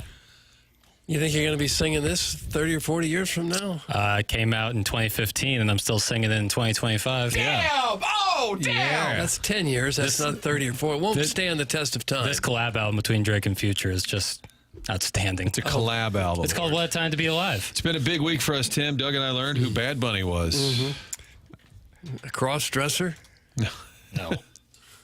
Star of Happy Gilmore 2. Wasn't Happy Gilmore 2. He's also in a movie called Caught Stealing earlier, a little after Happy Gilmore 2. I see pictures of him cross-dressing. I think you can find a lot of pictures of people wearing a dress in one. Who? I can? Yeah. There we go. Yeah. Who else? Oh, I'll tell you. I'll tell you in the break. So it's a common thing? I wouldn't say common, but I can show you pictures. Well, yeah, I'm sure Should I it go happens. on my Instagram live during the break for the Yeah, big reveal? I know it happened. Other people are crazy enough to do it, but this guy's become a big star now. The main picture they put out was him in a white dress. I have to tell you, man. You're okay with that? It doesn't affect my life in any possible way, so why would I get upset about it? Hochi papers. Right. Acceptance. Get involved on the program. The program is called The Morning After. We are in our Fisher Window and Door Store, 8 o'clock hour. Here's how you can get involved. Text in 314-399-9646. And from today through next Wednesday, Jackson will update your name in the text inbox. So if you don't have one, just say, hey, Jackie Papers, could I please have this name? And assuming that it meets FCC standards, Jackson will reply, you got it, Jack B. And now you got a name in the Air Comfort Service text inbox. It's that simple. You can also call in. Chairman Kurt manning the Callier and Thompson phone lines, 314-974-0101. And email in for our design, air, heating, and cooling email today, the morning after at InsideSTL.com. Papers, I don't see it, but maybe it's there, and I apologize for putting you on the spot. Either way, we've already talked about it, and that is Chaim Bloom when asked about the upcoming staff changes. Is that in there? I don't see it on the phone with audio list, but maybe... I'll have it here. Give me 12 seconds. Doug, I'm going to take the over. 1, 2, 3. That's fast counting, Martin. I'm watching the clock right above your head, baby. 1 apple. You got 5 seconds 2 left. apple. I'm going to 3 ship the apple. over. I'm going to double my bankroll again. I mean, the Mr. T, 91 years old thing? 94, I see now on the latest. Now he's up to 94. Up to 94. Yeah. He's aging like a president. All right, here it is. The players, that's another thing I was able to do this year, was get to know some of our players. Obviously, some of the conversations about their status going forward, some of which I know you all have covered, those are things that we got into later in the year. But really just to understand, again, you want to see the organization through people's eyes. You should see it through your players' eyes. They're the ones, obviously, that we're counting on. So that's been really helpful. I've enjoyed the ability to get to know these guys, let them get to know me a little bit. Just see what they think. As far as our field staff, there's still some things that we need to sort out with every single person on the staff. But overall, I've enjoyed working with these guys. I expect a lot of continuity. It's a good group of people that really, really cares. You saw it this year. There was a lot of adversity this year. I was in Chicago the last weekend. Those games, standings-wise, were not meaningful. You didn't see anything waver. You didn't see the work waver. You didn't see the standard lowered. That tells you a lot. And it's not a surprise based on getting to know this group over the past couple of years, but it's meaningful. Doug, there it is. Okay. So he expects a lot of continuity. Is that the bite you were thinking of, Martin? Yeah, I think that's John Denton said, what's the plan basically with the staff? So, I'd heard for a while, Oli's back, and if you read any quotes, he would say Chaim and I, or they would talk about decisions based on next year. There was a lot of Oli quotes in September about next year, so it was largely presumed. And I talked to some people, and they said, yeah, they didn't feel it was necessary to announce he's back because he's under contract, unless you're announcing he's fired. So I did go over to him and said, hey, you want to do something real quick on TV, quick interview about coming back, your relationship with Chaim? And he said, I'm going to lay low today. It's his day, ... So I think... I said this at the outset. I don't know why you don't just say, hey, Oli does a great job. they stopped short of that, and unless they were trying to avoid backlash and keep it real positive, which if you're having a PR meeting ahead of time and we talk about getting the messaging right, maybe that's to their credit, reading the room a little bit and saying, hey, we think he does a great job, but we know some people don't like him, so let's leave that out. So it's interesting. So let's leave that. I don't know that for a fact, but I like your theory. But I could see that saying, let's just leave that out today. It's all about you, Chaim, and your message, your vision, your plan. And then I bet you there'll be a press release today, tomorrow, whatever it's saying. And the next thing is he'll probably get an extension because he's going into his last year. Oh, boy. That's my guess, is they'll say we don't want him going into a... Which, the extension, though, it's bad optics. It doesn't really matter.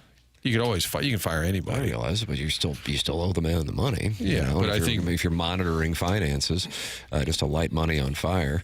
But I mean, I've been under the impression, considering where the organization is, that number one, it isn't his fault, but number two, and I know some people disagree with that. This is my opinion. And then secondarily, considering what it's going to be for 2026 with a work stoppage looming in 2027, I didn't expect them to make a change. Now, what could highlight that, because I think some people, and I've seen them in our Air Comfort Service text inbox, are pissed that he is coming back. I think more people, however, knew that he was probably coming back, but yesterday they thought maybe they would hear something different. So the confirmation that he's coming back now brings finality to that and irritates people. But here is where it could get really banty. Do you know where I'm going with this, yes. Martin? Bob Nightingale reporting that Albert Pujols, along with Torrey Hunter and Michael Young, are potential candidates to replace Ron Washington, who is out in Anaheim, as the Angels' next manager. So if you had Oli Marmol get an extension the same day Albert Pujols gets named the Angels' manager, then you've got a situation with gasoline on the fire in St. Louis. Yes, because that name was mentioned. And when I brought it up, people mocked me for, oh, yeah, it's great. Just put anybody in charge just because he was a great player. I said, it's different. He's doing the job. He's managing. He's paying his dues. Says he's serious about wanting to do it. It wasn't just a random former player. And I thought, if you're the Cardinals at some point, do you go that direction? Because if he's going to be a good manager, in your opinion, and it doesn't hurt, fans would be excited about it. Now, there was a tweet. It's not official. But I was told it was between Albert and Torrey Hunter, and he does have that personal services contract. I don't know if that precluded him from working for another team. I don't know. I mean, you could probably always rip up that agreement. But Hector Gomez tweeted out, and he's got a lot of followers. I think has reported a lot of things baseball-related out of the Dominican. He said, Albert Pujols' phone will ring any moment. He will be announced as the Angels' new manager. And I was thinking, well, I hope his phone rang prior to being announced. Hopefully they already talked to him. Yeah. But then he said, according to LA del Radio, which is Franklin Mirabal, who, again, appears to be a Dominican reporter with a large following. But I don't think it was definitive. So even though he said according to, there's nothing definitive, but I do think it's very likely that Pujols is the next manager of the Angels. And again, optics, Cardinal fans not happy, especially the ones who really don't like Oli. That's going to just, the Chaim Bloom bounce is over. And, as soon as that happens. Texter without a name, you can get your name by requesting it. 314-399-9646 says, don't forget Skip Schumacher will probably replace Bochy in Arlington. Yes. So you could have that as well. That will and I think it was Holiday who said on this show that that was the plan for Skip in Texas. Although I heard from some people, they said Skip was, before committing totally to that, he was maybe hoping that the Angels would call him too, like be in play for that, because then he could live in Southern California. Yeah. I could see Pujols going on a Mike Scioscia type run where he just does that job for the next 7, 8, 9 years, live in Southern California. I don't know how good the Angels will ever be. Our friend Ron Washington, who was let go, he did the reverse of, he didn't do the job. He basically said, I didn't do the job, because he was asked by writers. I don't think there's any audio, unfortunately. But when he was let go, they asked if it was related to his health problems. He missed a bunch of time last year, had some health issues. And he said, no, I have to be honest, it was not health related. And I thought, this is great. Ron Washington admitting he didn't do the job. He did get asked about the Angels situation, kind of historically a struggle. He said sometimes you got to make chicken salad out of chicken bleep. He's got an aging Mike Trout who can't stay healthy and making a ton of money out there. That's a rough situation to turn that team around. Yeah, I don't know what the better job is right now. You're stepping into it either way. I was trying to think if there's ever been a player of Albert's caliber who's been a manager. Ted Williams was one. Right. Frank Robinson close, but he wasn't as good as Albert. And I think that's probably it. As far as just all-time superstar, top 10 history of the game guys who've managed, I think that's it. Does Pete Rose count as a player manager? I don't think he was at that level either. Great player, but he wasn't at the Ted Williams, Albert Pujols level. That's a good clearing the deck question. Who's the best player to ever coach in any of the four major professional sports? Coach or manager? Didn't Coach, Gretzky manager. coach The the answer would be Coyotes? Gretzky. Coach the Coyotes. You have the Damn. greatest by far of right. all time behind the bench, and it did not necessarily work out, just like it didn't work out for Jordan with his ownership. Or Ted Williams. Ted Williams didn't have success. Where did he Not a manage? The lot. Senators? The Senators in Texas for a while. They said he had a hard time telling people, just hit it. I bet in baseball that'd Easy be for you to say. really frustrating because not much you can not a play you can call. Caller Ellen is on the Collier and Thompson phone lines, and she wants to talk it over. Caller Ellen, you're on 101 ESPN. Good morning.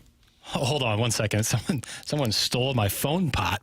Doug, what's a phone pot? I don't know the button. knob, the actual button, knob was missing? Boy, if it's stole not your knob, nailed boy? down, The button I hit to pop people up on the phone lines has disappeared from the board. So hold on. All right, now I've rediscovered it. All right, I let's don't know see. what that means. He rediscovered it if it was missing. Hello, caller Ellen. Well, hey, Jackson, how's it going? Good. Can you hear? Can you hear us?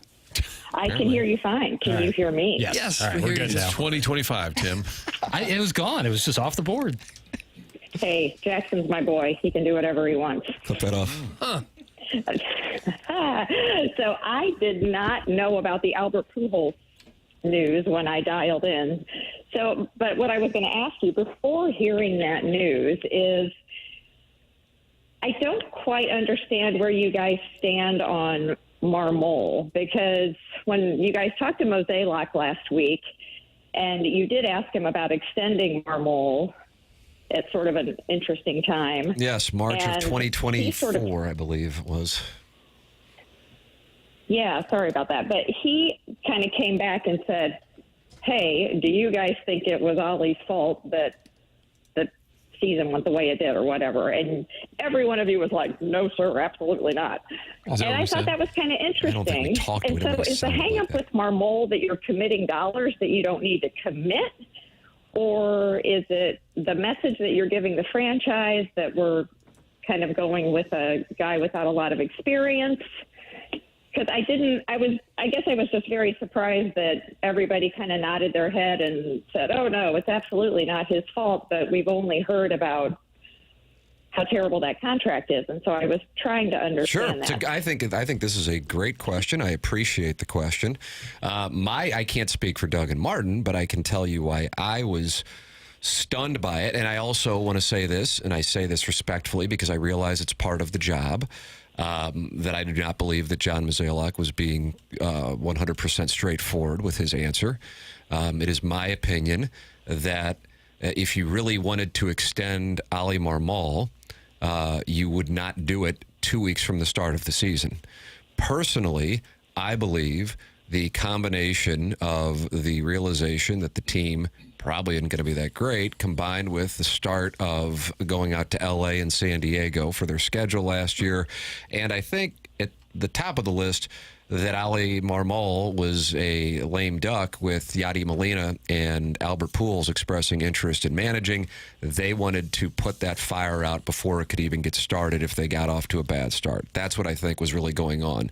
If the extension took place following the season, maybe I could buy in, but it was done 2 weeks before the start of the season. Just super random, and I don't believe that. As far as my reasoning for disliking it, it's about the manager getting an extension following a last place finish. And if you have any ear to the ground regarding the pulse of the fan base, and the thought process is this organization's priority is not winning, and then you extend a manager coming off of a last place finish, all you're doing is pouring gasoline on that fire by rewarding it with an extension. So from that standpoint, I thought it was a tone-deaf move, and that is why I asked John Mozeliak about it last week. Yeah, I think the timing was clumsy. If you wanted to extend him, you would have done it maybe at like the winter warm-up or something, like during the off season, not, season's about to start. That's the extension, not the current one that we're debating will happen. I think it will happen. I would also say if he gets extended, let's say it's announced this week or next or whenever, I don't think it matters. I mean, I just think you can fire anybody. You know, Schilt was under contract. Matheny's under contract. You can fire anybody. Now, unless it's hey, we really believe in this guy, but most of it is done for optics. Hey, we don't want him to be in a lame duck situation. And it's also true that you could be a manager with a really bad record and it's not your fault because you haven't been given the players to compete. I think maybe that's where he is. I don't know that anybody could have done much better with this current Cardinal roster. Well, and that was basically Mozeliak's answer, right?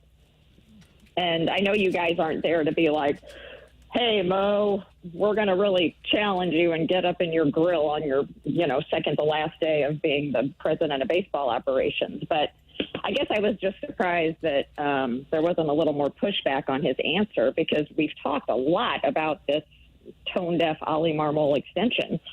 Well, I mean, I'm curious, like what, and I'm asking this sincerely. You're not there to fight with them. Can she not hear me?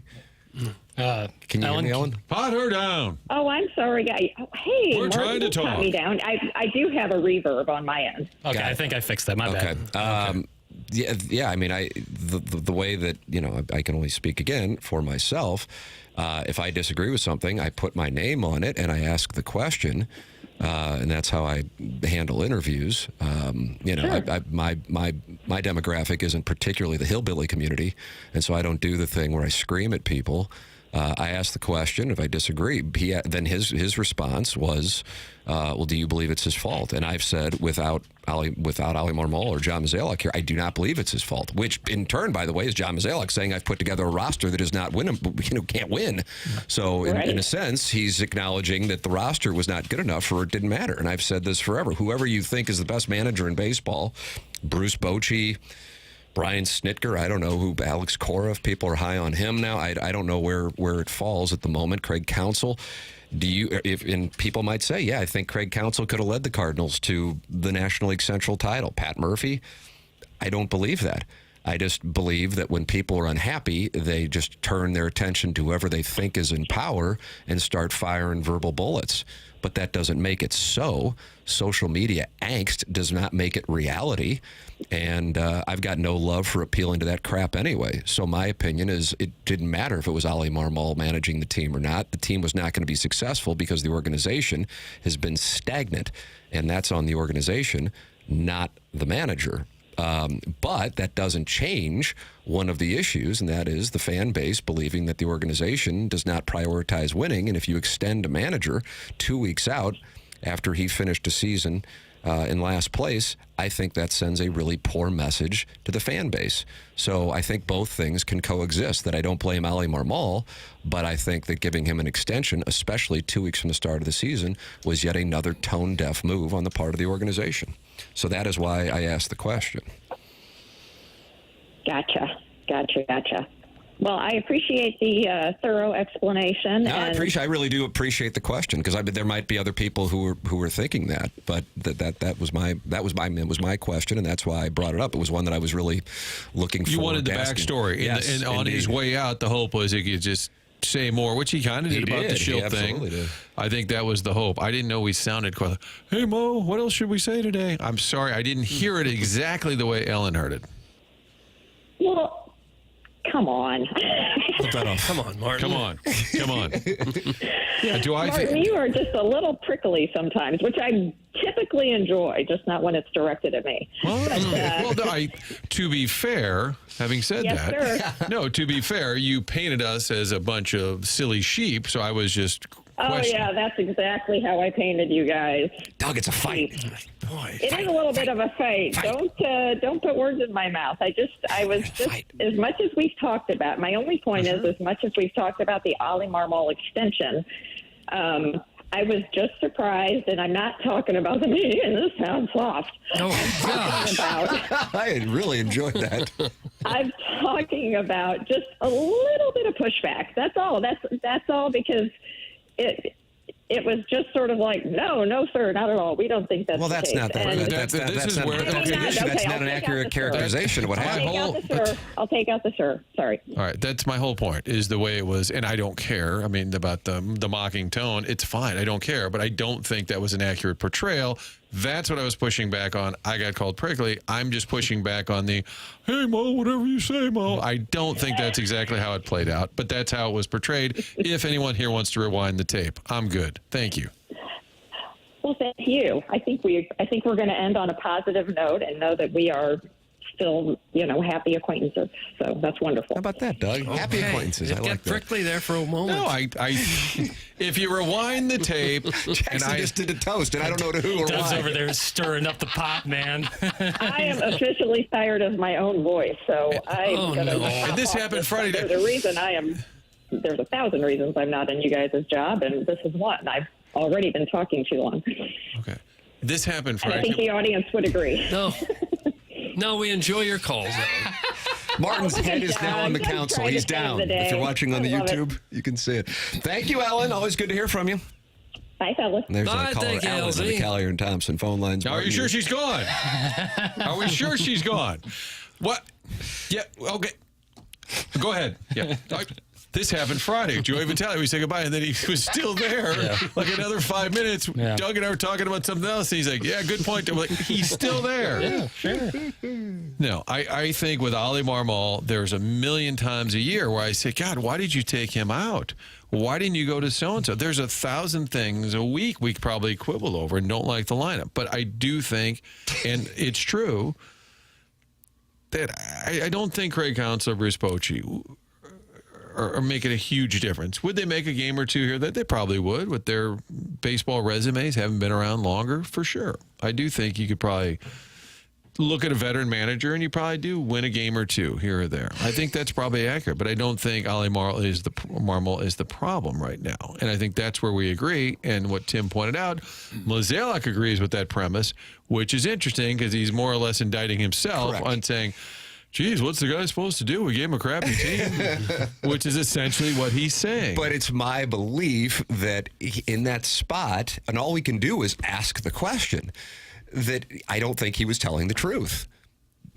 So what do I do? Sit there and go, you're lying, you're a liar, and do that whole song and dance, and then it becomes about like me, and I'm not. That's not the gig when you're trying to have an interview and ask as many questions to anybody. It doesn't matter. I mean, that's kind of what I've done on my podcast. I had plenty of people that I disagreed with come in the podcast, but it was never like a shouting fact. I feel like that's just kind of like this hack thing. And I realize it appeals to, but that's not really what I'm looking to appeal to. And I know, oh, good, you really held them accountable.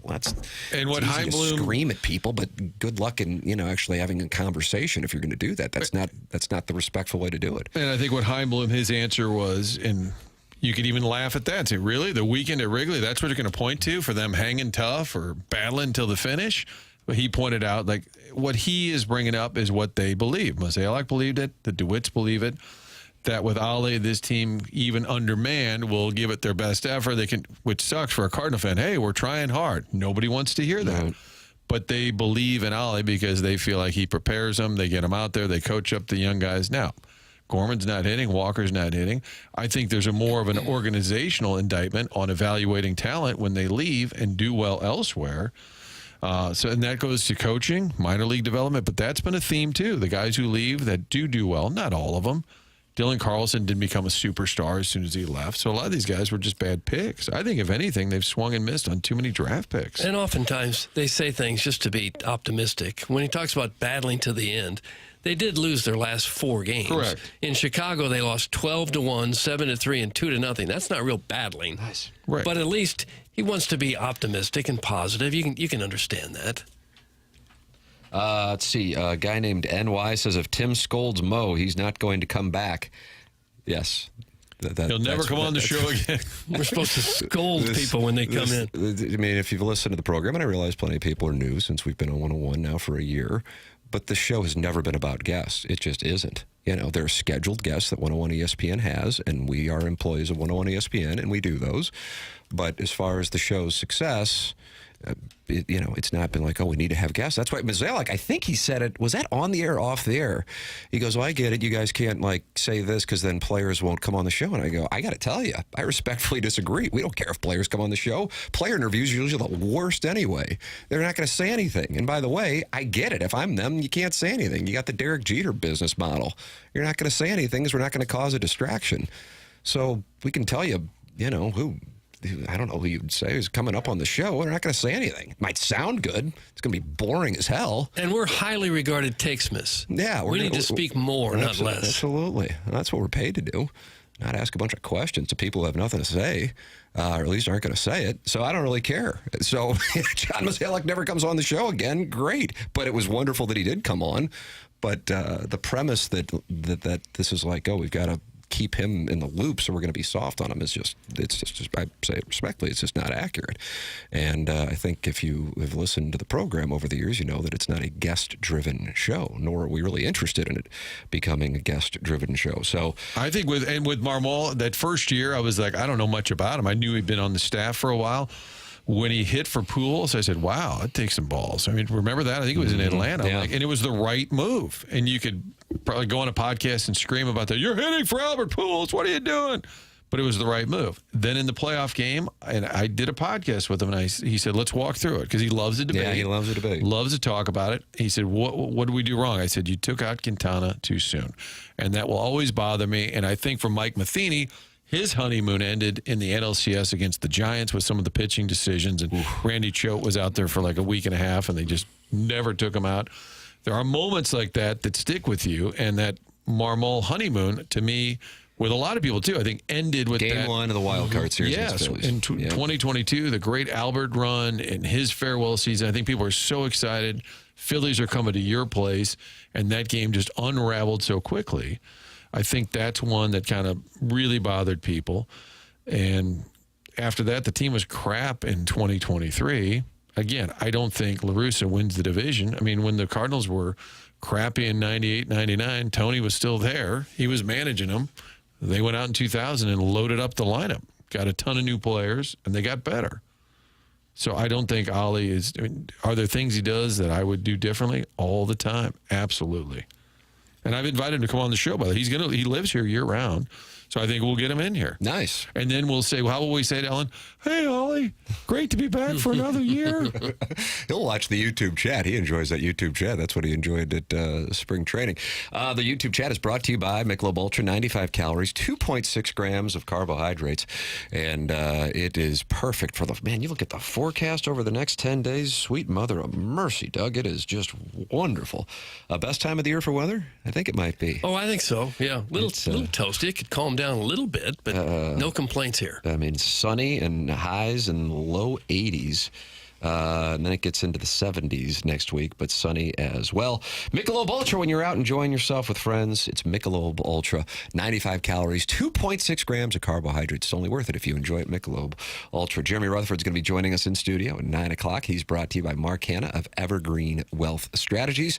He'll take your two-part questions in the Air Comfort Service text inbox. The program's called TMA. It's presented by Brown & Crouppen on 101 ESPN.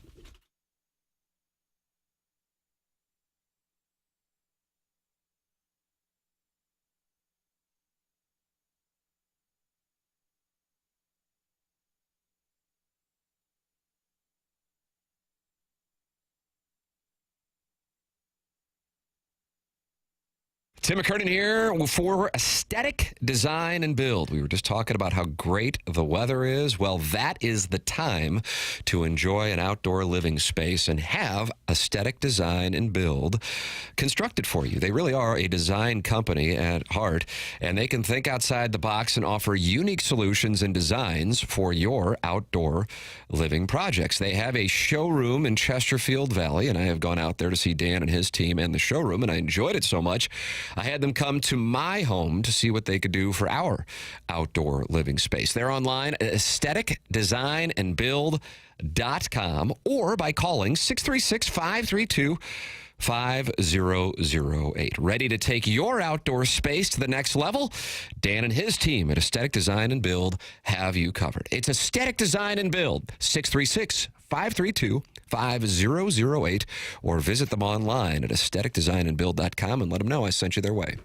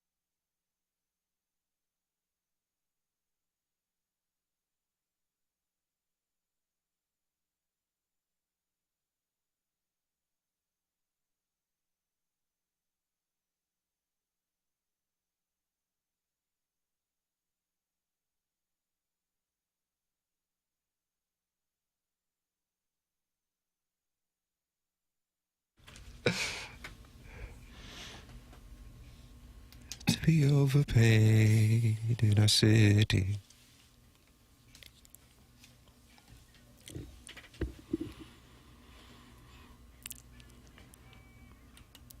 Not the fans, not money.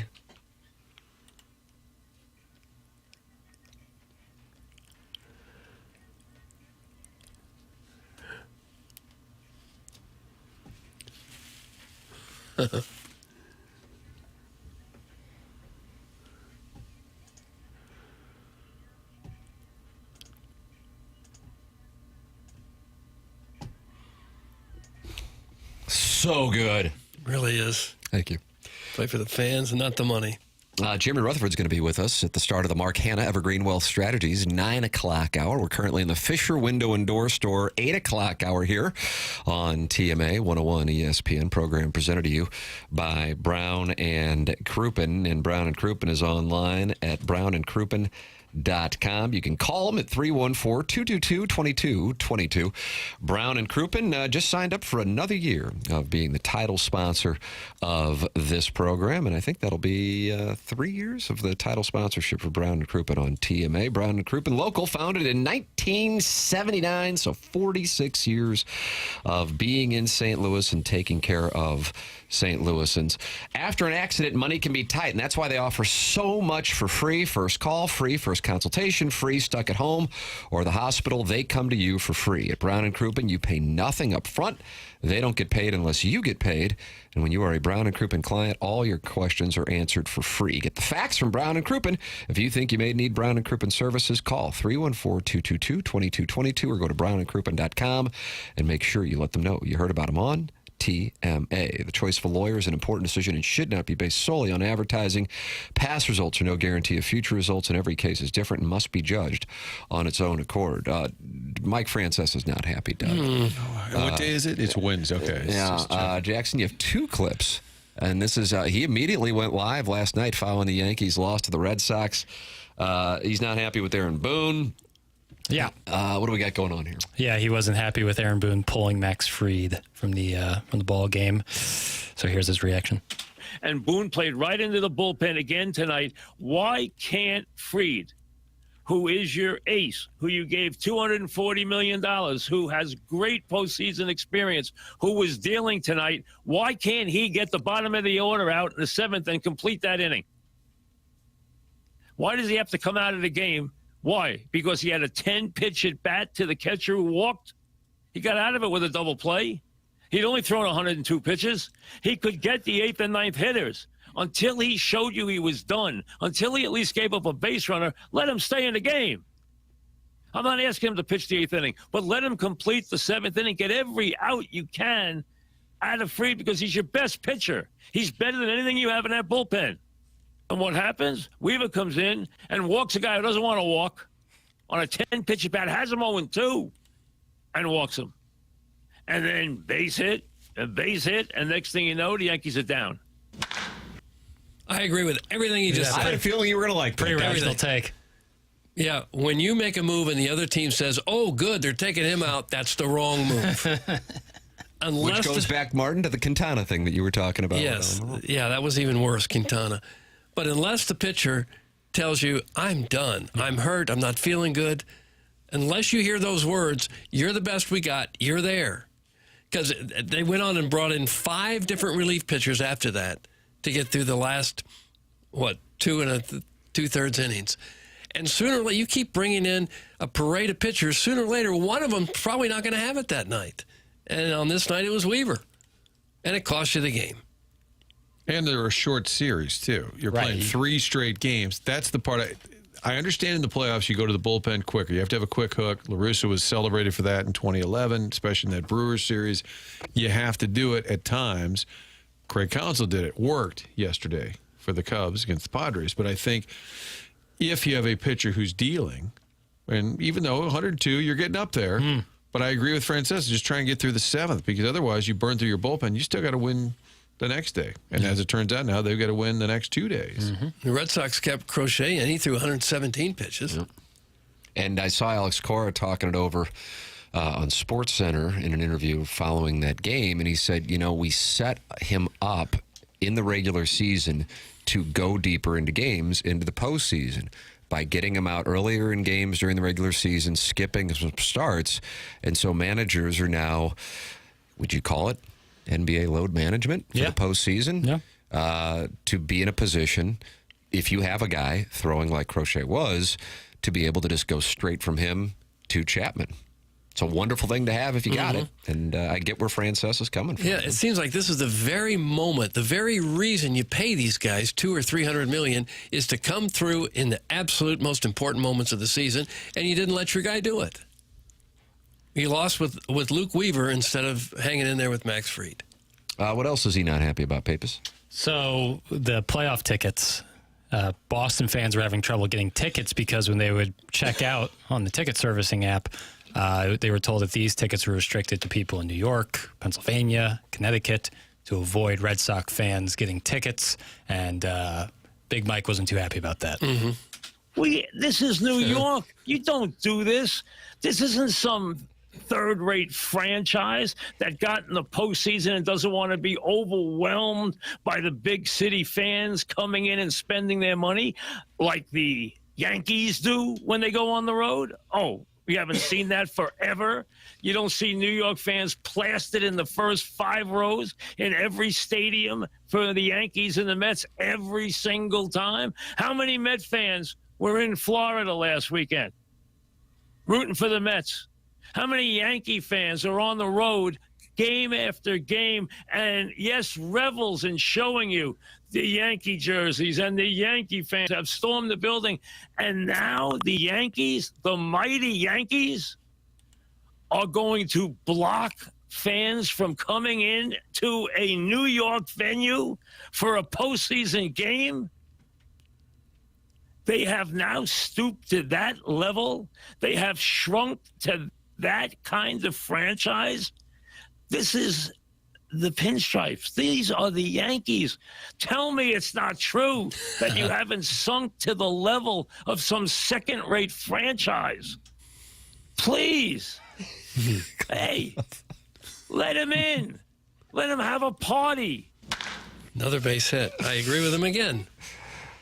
You're going to start listening to the Bet Rivers podcast. This is a turning point. I think none of us are mocking Mike Francesa. No. I think we're agreeing. Hockey teams started doing that. Wasn't Nashville? I was about to say Nashville, for whatever reason, is on my mind. I don't know if the Blues do it for the Blackhawk series that they've had in the past. It seems like maybe they've tried to do that. Tell me it's not true. Little Charlton Heston with him there. Yeah. It's a little different in hockey when you've got a much smaller building. But, yeah, I think it's all kind of part of the entertainment, part of the atmosphere to have the visiting team got some fans in there. I was watching the Yankees and Red Sox game last night, and I'm always enamored by the breakdown of males versus females at New York sporting events. And I guess you can see about 5 rows behind home plate, I counted one lady. One lady. Why do you think that is? I mean, we've all covered games in New York and Boston and Philadelphia. Just too rowdy? I don't know what it is. All I know is the breakdown of male versus female there is substantially distorted versus, say, if you were in the Midwest, South, or West Coast. Yeah. Mary Hart still sits front row in the Dodger games. Yeah, I noticed they cleared out early last night once that thing got a little comfortable. Yeah. It must be that they think it's too rowdy to go. It's not safe to go. I don't know if it's just part of the culture. I have no idea. Because, a lot of those guys sitting there are probably multi-millionaires that have those seats, and probably some are married or have a girlfriend who might enjoy going to a game. We had a marshal from the Ryder Cup call in on Monday to explain the crowd. There was somebody from St. Louis that was a marshal. And didn't he say there were some female? Again, we were looking for the demographic at that Ryder Cup crowd. And I think he said there were some females, but they were largely male. Yeah. And then we got into this with Ed Herman. We've had a big arguing week on this show here. My God. Yeah. Pick a side. Somebody called me Cactus Kilcoyne because apparently I'm prickly. Cactus Kilcoyne. Wow, that's a new one. Change my inbox papers. All right. Email in the morning after at InsideSTL.com for our Design Air heating and cooling email today. Martin, you're a Design Air guy through and through. Love Design Air. Love the fact Seth reaching out. Tim mentioned it earlier. Hey, let's get the tune-ups done now before winter arrives. I get it. It's in the 80s right now. It still feels like it's summertime, but soon it'll be winter. Make sure the furnace is fully functional before winter arrives. You can do that by setting up an appointment online. DesignAirService.com, and when they come to your home, you're going to get the best service, and they will not upsell you. You're going to get the job done right. It's one of the reasons they've been around for more than a century now. Design Air, family-owned and operated. Love the fact that it continues to be locally owned and operated. Successful businesses sometimes will get an out-of-town buyer, and they just kind of keep the name rolling along. This is still a family operation. Seth Goldkamp, 4th generation, also the longest-running sponsor on TMA. And we appreciate all the listeners that use Design Air and let us know about your experience. Love sharing those stories as well. Set up that appointment online at designairservice.com. There it is. Email in the morning after at InsideSTL.com and work with Seth Goldcamp and Design Air Heating and Cooling at designairservice.com. That is where you can book your furnace tune-up, which is what Doug, Martin, and I will be doing with Design Air Heating and Cooling. Jeremy Rutherford is going to join us taking your two-part questions. Doug, I know you are concerned about the Blues' 0-3-1 record. I am. Through Is it time to panic? Time to rebuild. So we'll talk it over with JR coming up, and you can send your two-part questions in 314-399-9646. This program is called The Morning After. It is presented to you by Brown and Crouppen on 101 ESPN and the TMASTL YouTube channel.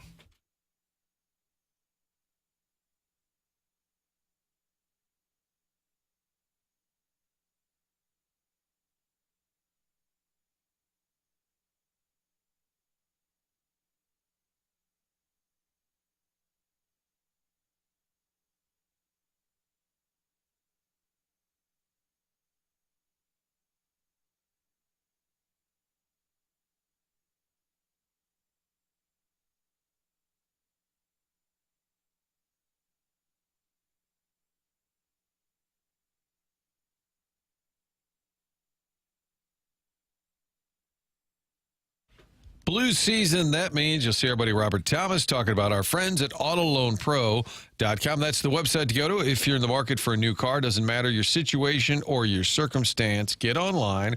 Get that new car picked out for little to no money down. In addition to that, they're going to get you a great rate.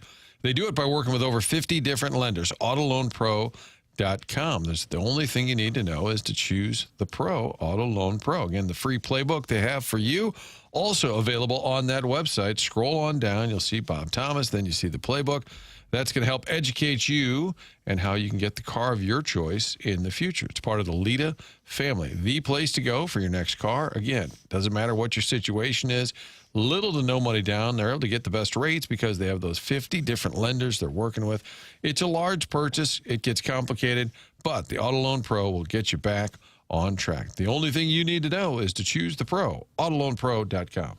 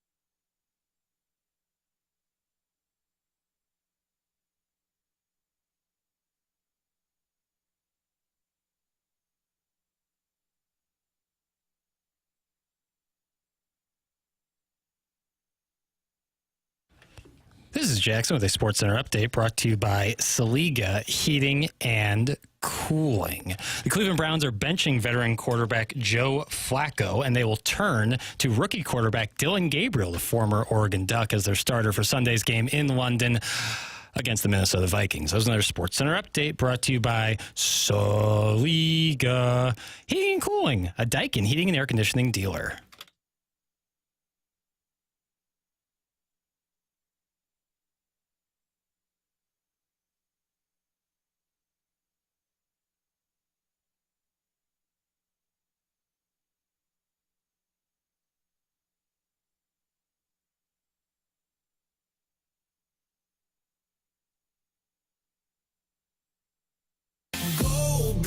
Hit the groove. Joker's got the vibe. Let's bust a move. Thomas on the ice. We'll take the prize. Beat the Jets to the cup. We rise. From the Enterprise to the roaring crowd. Just get you fired up, Doug? Yeah, very much. What, 8 so. days? Sure. How do you do? Well, I'm fine, thanks. I mean, next Thursday, Blues and Wild, and then Friday, what, St. Louis U High? Is it they playing Vianney or are they playing Chaminade? I just don't know who they play, Tim. And then Saturday, ILL hosts Ohio State and the Gers host Roll Tide Roll. I mean, what else do you want? What else do you want? There's nothing else that I want. I'm just fine with this. I would just like to see the Blues get a win in the preseason, if that's okay. JR joins us right now. He's brought to you by Mark Hanna of Evergreen Wealth Strategies here on TMA 101 ESPN and the TMA YouTube channel. And JR, Doug is really unhappy with those 0-3-1 record. I am. It won't cut it. I'm ready for a rebuild. If they were 4-0, you think this would be the year? Yes. Mm-hmm. Yes, I would. Mm-hmm. I want to win them all. I don't care if it's exhibition. I want to win them all. What was the record? We're here to win the game. What was the preseason record in 2019? I got to go back and... I don't know. Got to do show prep, man. Got to. Got to do show prep. I'm just glad to be part of this guest-driven show. Yeah. Oh, God, another guest. Rutherford's here. That's our one and only. Here he is. JR was brought to you by Mark Hanna, Evergreen Wealth Strategies. Mark Hanna is online at evergreen-ws.com or by calling 314-889-0503. What's your little slogan you got for Mark Hanna, Jackson? Oh, I like Mark Hanna so much, I work with him. How about that? Oh, gosh. I work with him. You live there? You live there? Mark Hanna is a wonderful gentleman. Can't recommend him enough. And truly, if you do give him a call and you're interested in working with him as your financial advisor, somehow you will feel better about your situation financially and the world in general when you get off the phone. It's a weird trait that he has, and it's a great trait to have. Mark Hanna brings you Jeremy Rutherford every Wednesday and the two-part questions at 314-399-9646. I was listening to the Curbside podcast en route to the station this morning, JR, and I'm curious what you think about what Joey Vitale and Chris Kerber had to say. Said they feel good when it's all said and done about the first two lines, certainly, probably the third line, but they're a little concerned about the fourth line because it was so important last year in the surge to get to the postseason. And so far, they haven't seen anything there. But at the same time, what Vitale was saying is, I think they're probably done kind of messing around. And the next couple games before they play the Wild, you're going to see who's actually going to be out there. What is your assessment of the lines, the performance? Yeah, for sure, Tim. And that's the line that we really haven't seen put together or assembled like we might see it on opening night. We've seen the top line. We've seen that second line. And then to a degree, we've seen the third line with Neighbors and Shen. But who's going to be the third line right winger? And I think that, is it going to be Sundqvist? Is it going to be Bukestad? I don't think anybody's going to give what the potential that they had with Bolduc last year. But they've got a number of guys, and somebody's going to have to slide in there. And I agree with them that even if you like what those top two lines are doing, you want to see this bottom six kind of crystallize in the next couple preseason games. You think they pretty much know what the roster will be at this point? Or are there still a couple of questions to answer? I think for the most part, I think it's going to boil down to who gets these last two forward spots. And I wrote about Milan Lucic today. Looked a little better last night, guys. I still don't know that you see the type of player who's going to come in here and get up and down the ice and be the physical force that you want to see. Is he going to take some extra time? Are they going to work with him? Are they going to extend the PTO into the season? Is he going to go to the minors? I think there's all kinds of options.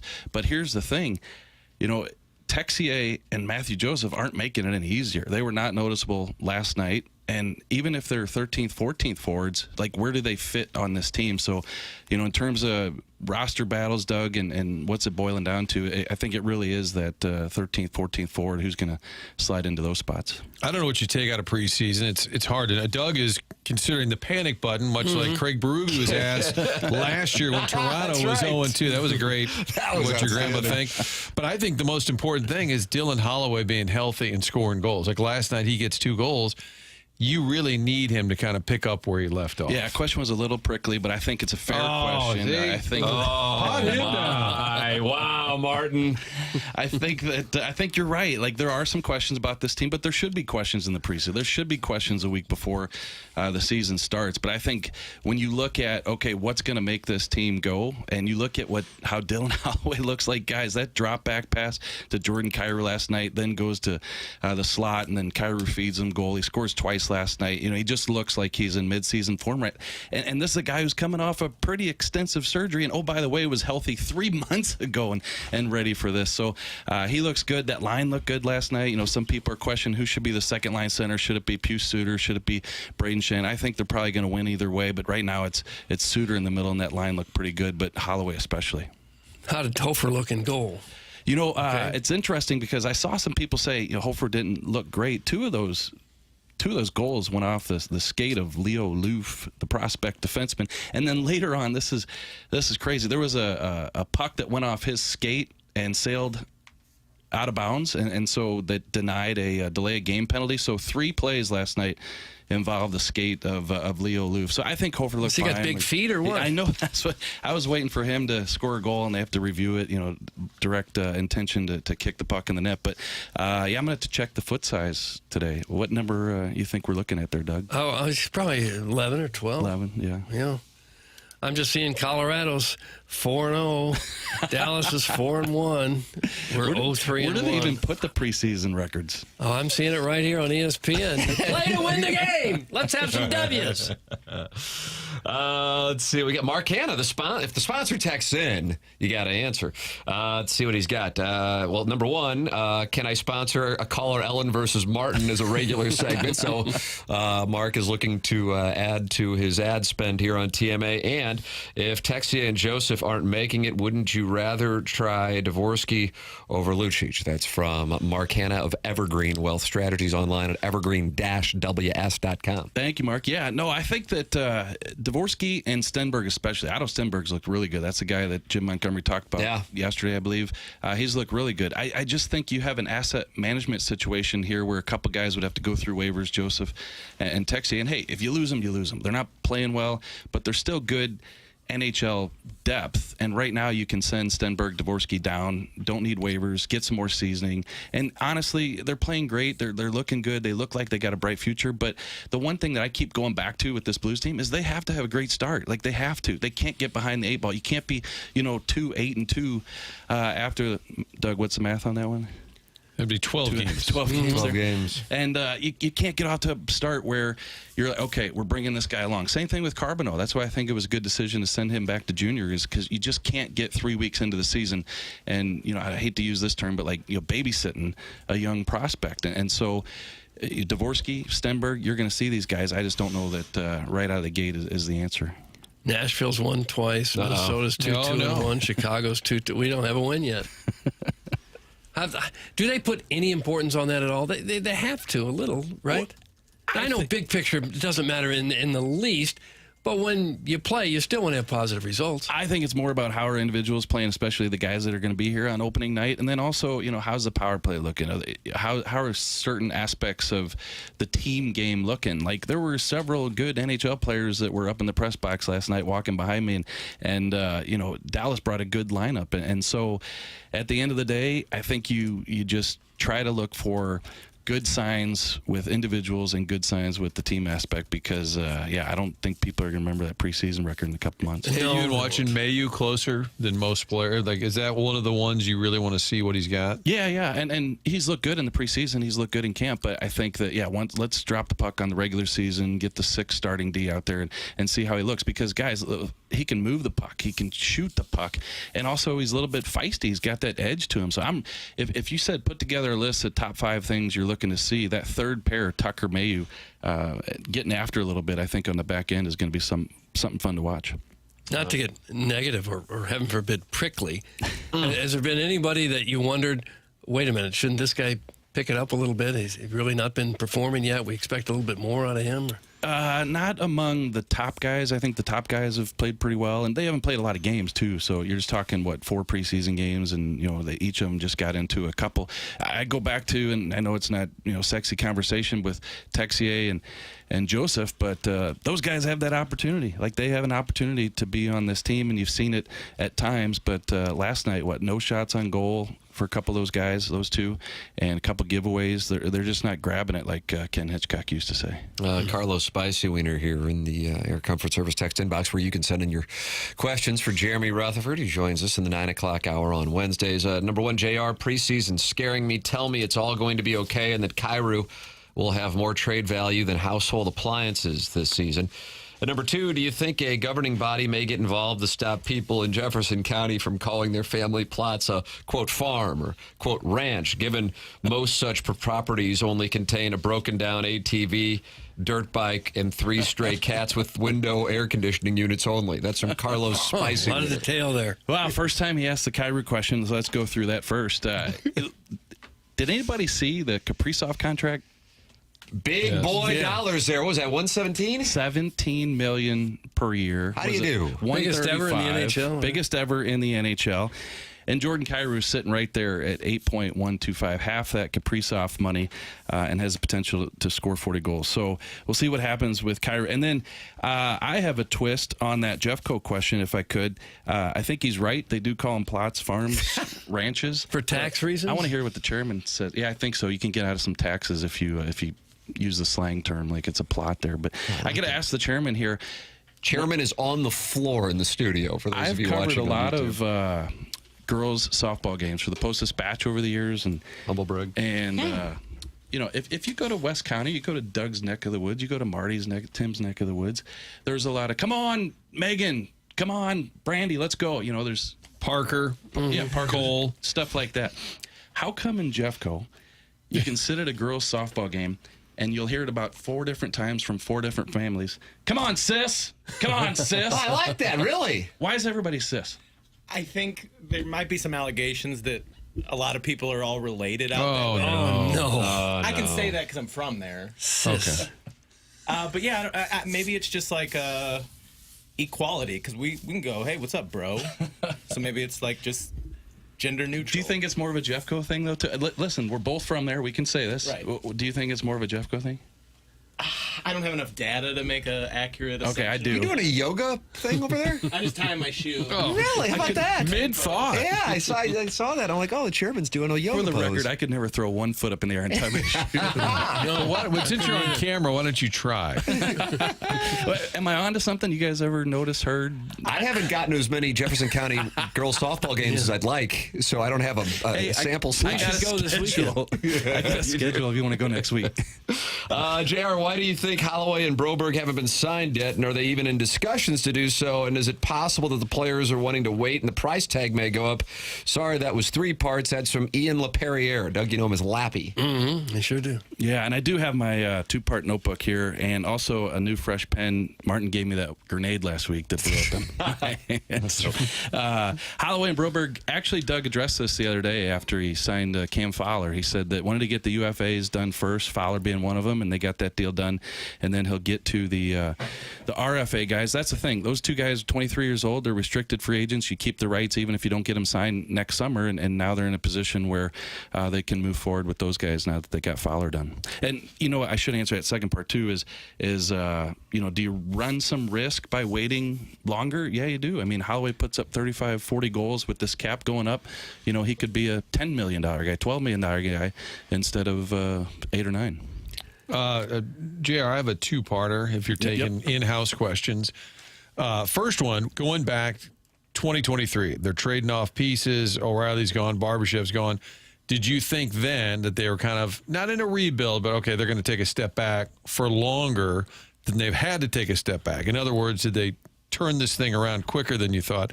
And then the second part, do you keep your receipts? Doug says he keeps all of his receipts. So when you go through the second side drive-through at Checkers, do you keep all receipts? Do you guys know something? Because, yeah, I'll get to that one here in a second. But first one first? First one first. Got to keep them in order here. Turning around this quick, I think this is a little bit quicker than I thought. Yeah, so you talk about rebuild versus retool. Do you strip it down to the studs, like Doug likes to say, and get a high draft pick, top 5 generational top player? Once we saw that they weren't going to go that direction, I thought with the contracts that they had on the books that it would take longer. But then you had the Krug injury. Were you able to move the Leddy contract? They were. So Doug's made some pretty shrewd moves. And, of course, the biggest one being Holloway and Broberg. And you get those guys in there, and they've been terrific. So I thought it'd be 3, 4, 5 years before you could kind of be competitive. And I think 2.5 is a lot quicker. And then with the receipts, I do have a story on this, guys. I keep all receipts. Like if I were to go to the Potbelly, you probably have to though. For you have to submit expense reports. You have to the Athletic, do it right? for work for sure. Yeah. They make it easier where you just take a picture of it and then you can send it in. But I personally, I do this as well with all receipts. And what's that about? Why? I didn't hear coming in, Doug. You said you don't. No, you Hell don't. no.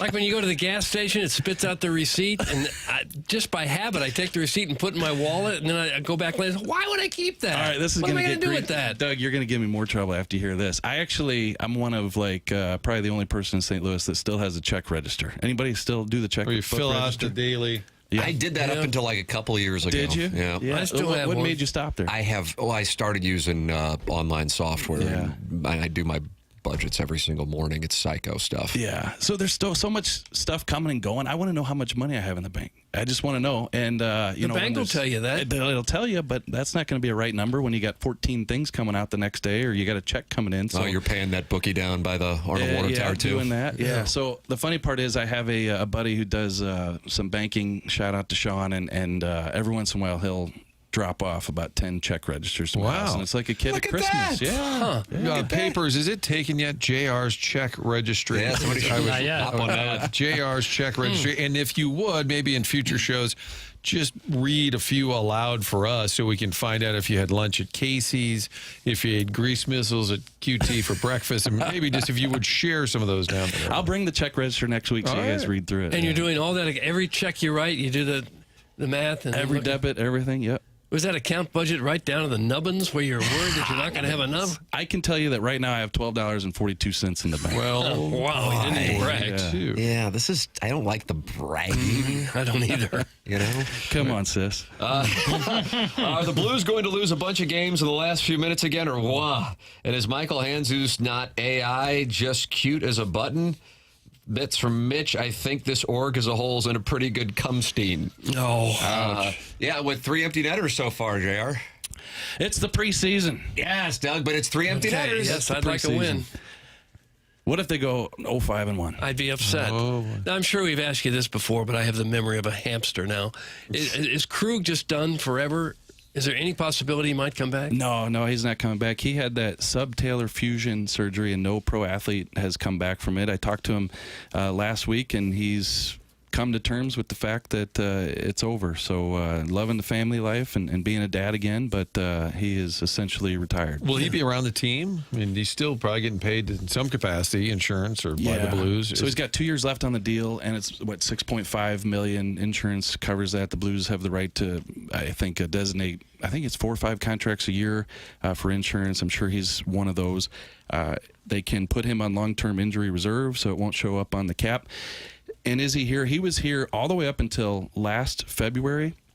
He told me this. The team was losing. He just felt like he was kind of in the way. He was out there working out, so on and so forth, and decided to head back to Charleston. So that's where his home is, and says he watches them every night, but just didn't want to be in the way with this team. He's not that old, really, still, right? No, is he 33? Well, wow. Yep. He probably lost 5 years of his career.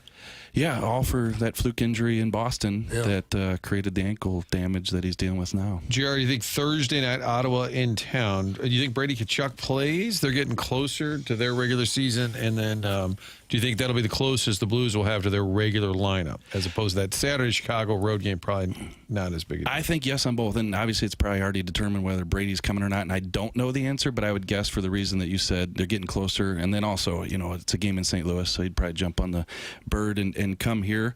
And then the Blues, I think with those 2 preseason games left, they're going to get closer to, like we talked about earlier, you got to get that third, fourth line intact. Like, what's it going to look like? And, a couple players last night walking through the press box said they were looking forward to a full lineup in the last 2. Doug, you want to bring up 0-3-1 again, or you? Just looking to see if there's any other team that's winless, and Utah is the only other one in the whole league that hasn't got a win yet. Papers, is Monty on the hot seat? Jim Montgomery? Yeah, just checking. Some people call him Monty. Has anyone ever been fired because of a bad preseason record? Probably somewhere. I don't think he's on the hot seat. Look at that. yet. There you go. But, that can change. Yeah. He's been put on notice. Yeah, he's been put on notice. So is Thursday against Ottawa, is that must-win, Doug? I would say that Why it don't is. you ask Otherwise, that? Maybe morning skate on that would be Thursday. outstanding. Oh, All right, I'll ask it Thursday morning if you guys clip it off, right? Okay. Oh, you better believe we'll we do will. that. My God. Who would you go to? Who's going to give you who's going to get the joke, and then who would not get the joke? I don't know that anybody in the organization will get the joke. You don't think if you sat there with Shen and said, "Hey, is tonight a must-win game?" Yeah, but there won't be a camera. I want to do it with Monty at the stage so I can get the camera.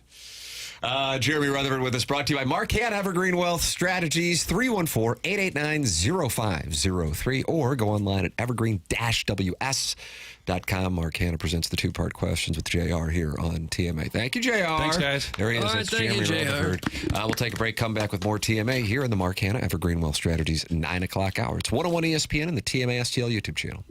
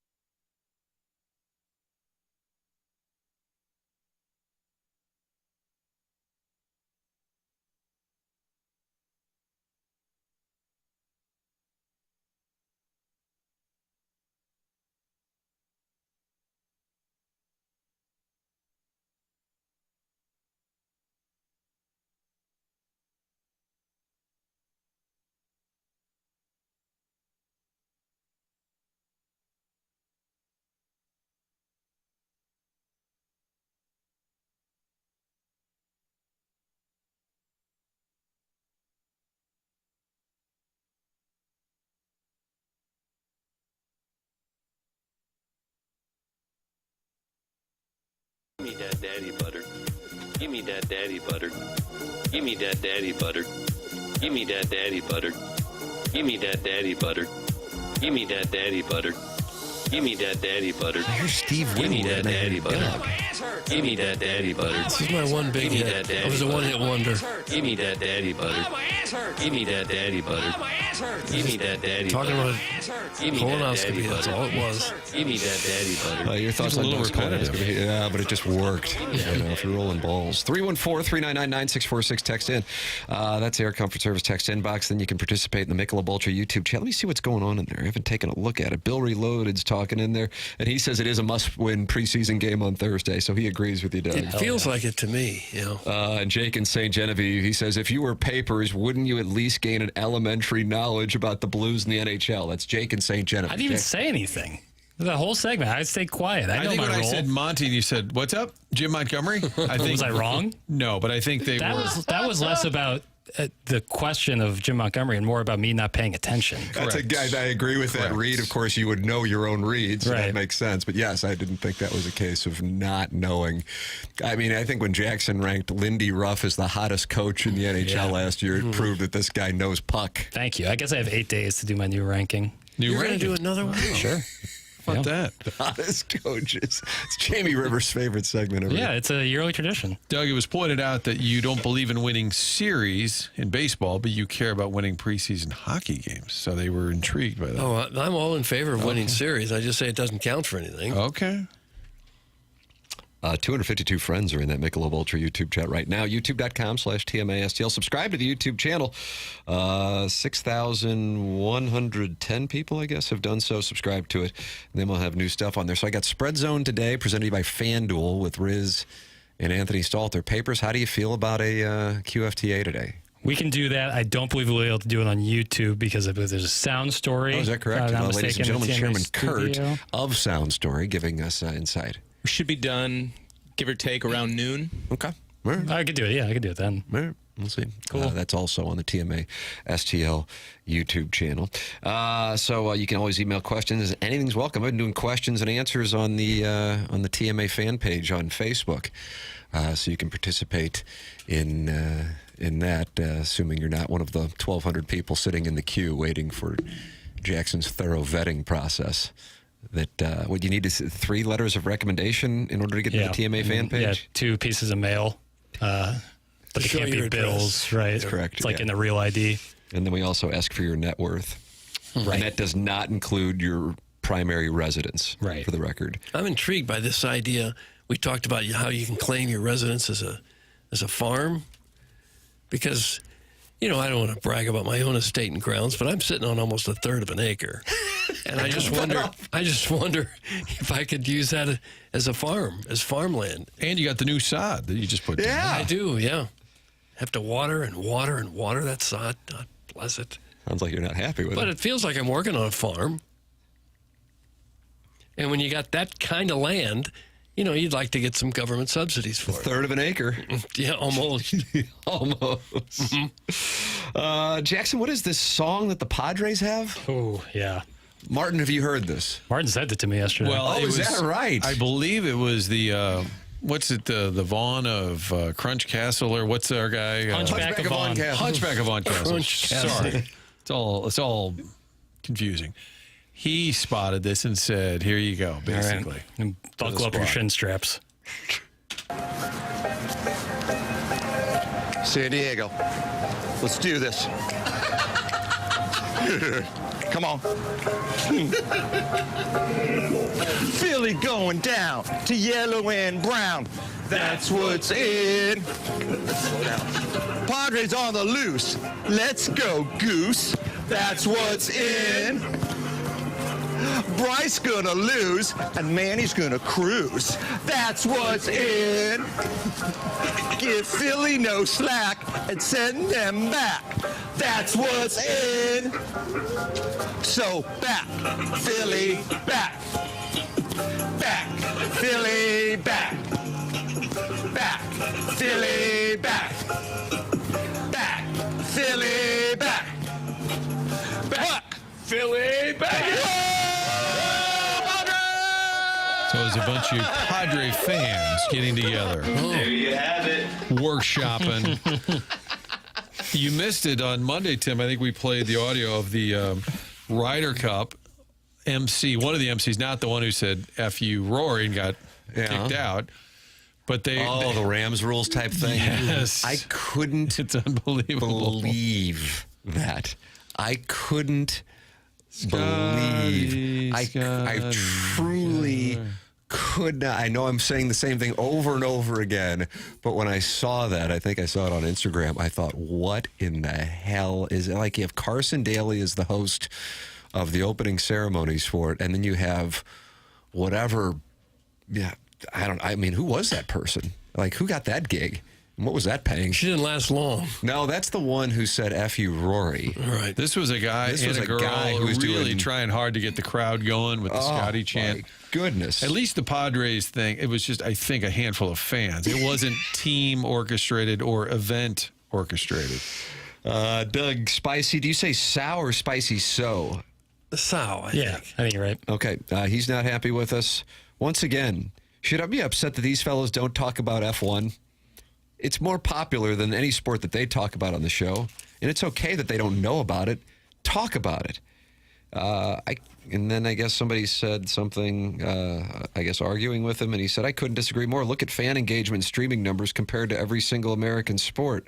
A race weekend will see over 300,000 people on average. Doug, would you like to talk F1? Well, Fernando Alonso said it's his mission to ensure Aston Martin returns to competitiveness before he retires. Although he thinks it's a guarantee the team will be champions within the next 10 years.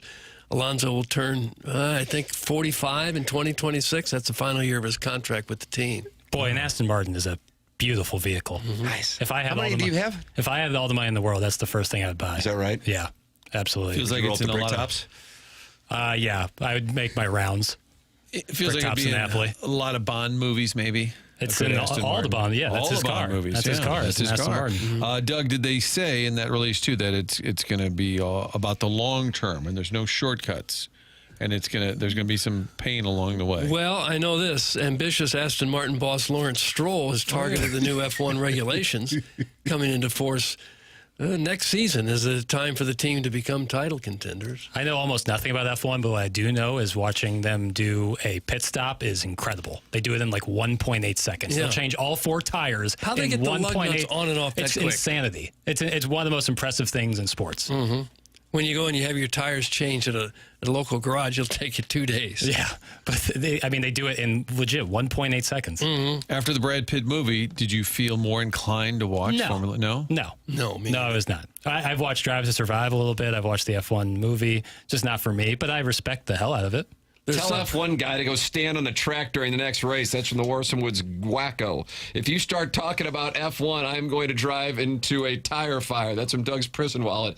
F1 guy is the worst. That's from Fish, the people. I thought it was determined that, was it soccer guy is the worst? Yeah, I would say. Or is it bourbon guy in the fall is the worst? I'd actually like to tip my cap to the F1 people because they're very passionate about their sport, but I don't feel that they get upset if you don't talk about it, whereas... And I like soccer. Soccer they'll let you hear about it. They're going to let you hear about it. Mm-hmm. They're going to let you hear about it. F1 driver Lewis Hamilton's dog has died. No, he had a bulldog named Roscoe is gone. Him and Verstappen are like the two best.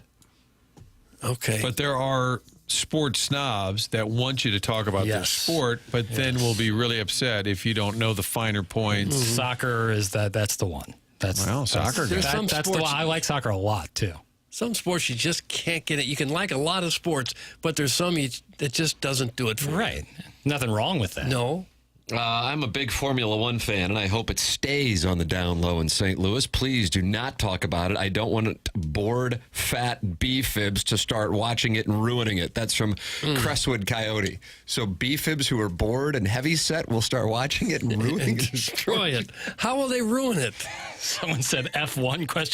FU. Oh, I like that. Maybe let's localize it. We could have the Festus Grand Prix. We could just start doing it in certain towns around our area. It could just be on 40 in McCausland at 4:45 p.m. You could win that race. I'd like to see him someday clear Highway 70 and see how fast you can get from like St. Louis to Kansas City in an F1 car. What do you think?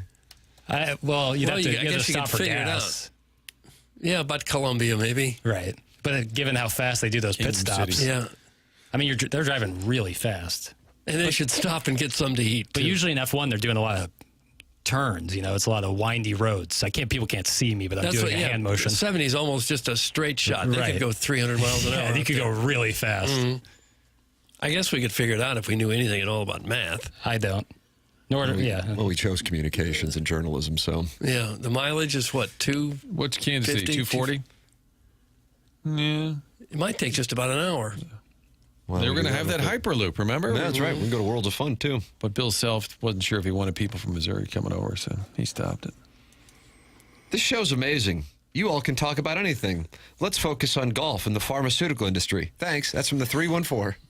The pharmaceutical industry. I'm always interested that antacids don't taste as bad as you think they would. It's going to take, Martin. Well, they're like didn't see that coming. They're like chalky, and you're like, this is gonna like be a Tums. This is gonna be gross. Same with like Pepto. Like it's like you think it's gonna be St. nasty. Louis's own. Come on, pal. And you eat it, and you're like, hey, it's not actually that bad. And it helps.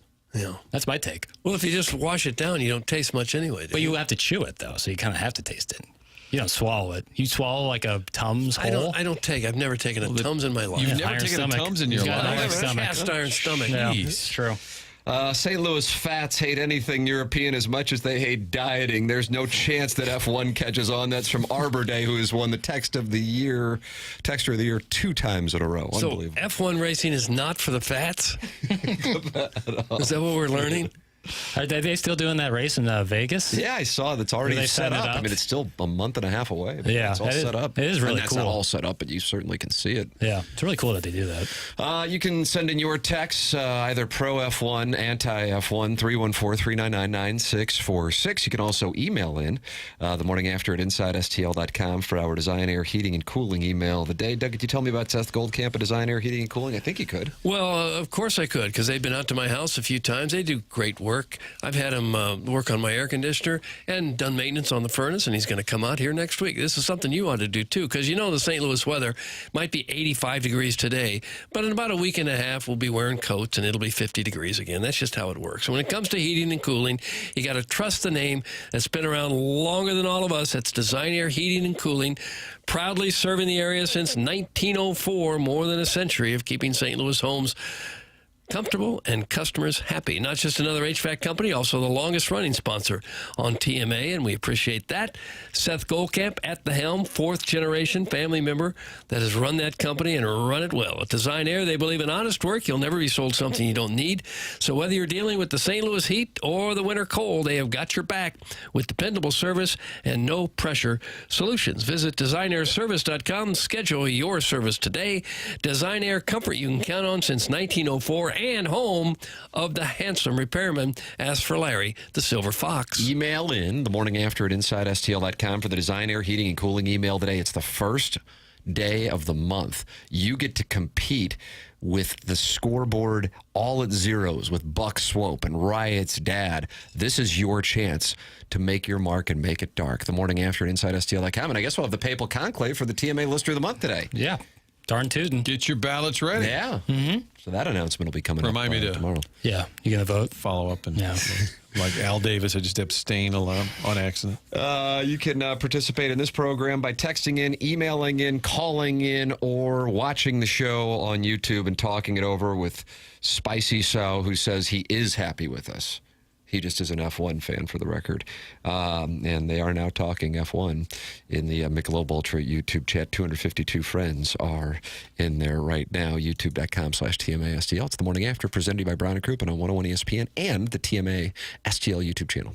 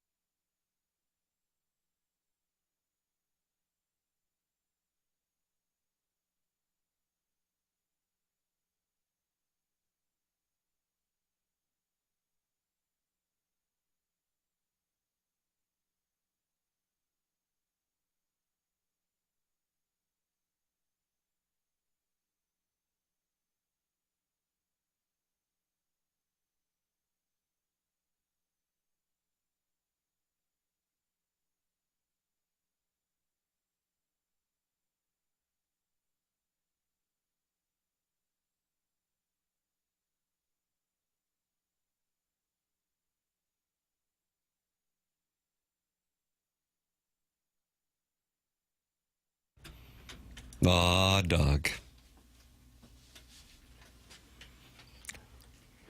What is the music theme? There is none. 9:52. He collapses and admits. I heard this song. theme. I heard it yesterday, and I was just like, man, what tune? I wish you would have just said, well, it's Julie Andrews' birthday. So Yeah. we'll play some Sinatra. You know, they must have known each other. I'm sure. Maybe they've met. I could see it. I've had a few. How's your singing voice, Papers? Terrible. Is it really? Awful. Never been my strong suit. Voice work isn't my thing. Voice work. I like that voice work. Not musically inclined.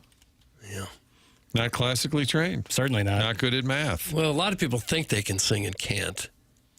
At least some of us realize we can't. Yeah, it's just not for me. I can dance. Oh, can you really? Sure. Sometimes by yourself at Wheelhouse. I think it's Tin Roof where he goes. Yeah. Did you see last week there was a TLC cover band playing downtown at Broadway Oyster Bar, and the remaining members of TLC crashed the show? Oh, wow. I saw that on the 2 Fox last night. I thought, what? Fox had coverage. Why, were they in town anyway, or did they hear about they the cover played. band? Yeah, I was going to say. Didn't they play downtown? Oh, so they were in town for a show, and then there was a cover band? Yeah. And then they popped in on them. Oh. This town's got it going. Broadway Oyster Bar, that probably seats upwards of 20 people. Gets a little cozy. They got the outdoor area. Evolution Fest. Anybody go to it? No. No. Was it Lenny Kravitz Sunday night? I think it was Sunday night. Yeah, TLC. Yeah. Weather had to be perfect, right? Weather was great here, right? Am I right? Oh, yeah. Nurse? Yeah, weather was Bees knees? choice. Sundresses? Saturday was dedicated to college ball and the Ryder Cup for me. Oh, you didn't leave the house either? No, I did. I went, friends of mine were on like a little bar crawl thing, and I was like, will these bars have televisions? They said yes. I was like, all right, I'll come. Oh, is that right? Yeah, and then we found the bar, a perfect spot for the night games. It was actually really nice. Oh, that night game situation. By the way, I heard you talking about this, Martin, because I was truly podcasting like the Dickens. The college football slate this weekend. The hell's going on? Week. What? I don't get it. It's and like an off you have week. two of the best games of the year being played at the exact same time this past Saturday with Georgia and Alabama and Oregon, Penn State. And then you look at the schedule this week, and it's just garbage. I don't get it. Yeah, it's the really only bad. night game of note is Florida State hosting Miami. Right. Yeah, I know. It's I like don't know what's going on. they loaded it up because, I mean, last week, too, we had the 2:30 slot was great. Ole Miss and LSU, and also Tennessee, Mississippi State. Yeah. I figured that'd be a good game, and it turned out to be. So, yeah, it feels like it was totally backloaded on this week. Not to mention, like, we enjoy when Power 4 teams play each other early in the season to offset some of the Power 4 teams playing, as we say, butt asses. But you got to pay the Pied Piper for that because then they got to play the butt asses later in the season, and then you have weeks like this. I think that plays a factor as well. I just don't get it. Because you see, like, you see some of those games out there where it's a big dog playing a UMass It is team. disappointing, though, because you had if the Big Ten puts together their schedule, hey, they got Penn State, Oregon, that's their call. They go to NBC, they're doing their deal. The SEC says, well, we got Bama, Georgia. Right. I don't know if they're talking to each other and saying, gosh, we got a big one. You sure you want to do a big one? What about underrated Mississippi State at Texas A&M as a competitive game? I'm intrigued by that. Yeah, I'm legitimately intrigued by that. I'll tell you what, and I wanted to talk about this a little earlier, but obviously the Chaim Bloom thing is.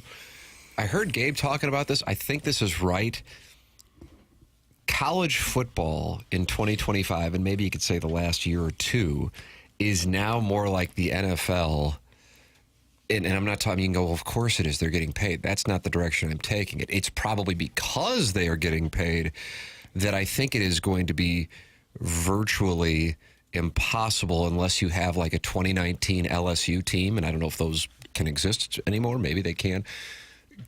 My point is anybody can be, I don't want to say anybody can beat anybody, but yeah, Mississippi State, Martin, you asked about that. Mississippi State could snag somebody. Arkansas could still snag somebody. I think they will. I think Florida could beat Texas this weekend. Their defense is great. My premise is because of NIL and the transfer portal, great players who know they're not going to play leave, and then therefore I think you really do have an opportunity for schools that know that usually are not in the mix to suddenly actually be in the mix, and you have to get over the school name not making sense to be in the top 10 or a college football playoff national championship threat, and go, okay, maybe Texas Tech and Vanderbilt are in the college football playoff. It sounds ridiculous, but they might be better than some of these schools that you think are going to be there.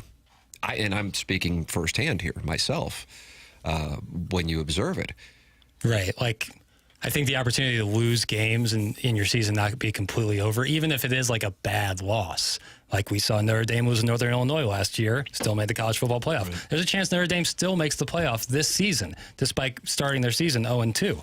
Like, I do like the element that not losing a game doesn't mean everything's over and then chaos. I think that's better for the sport, even if it does dilute some of the regular season.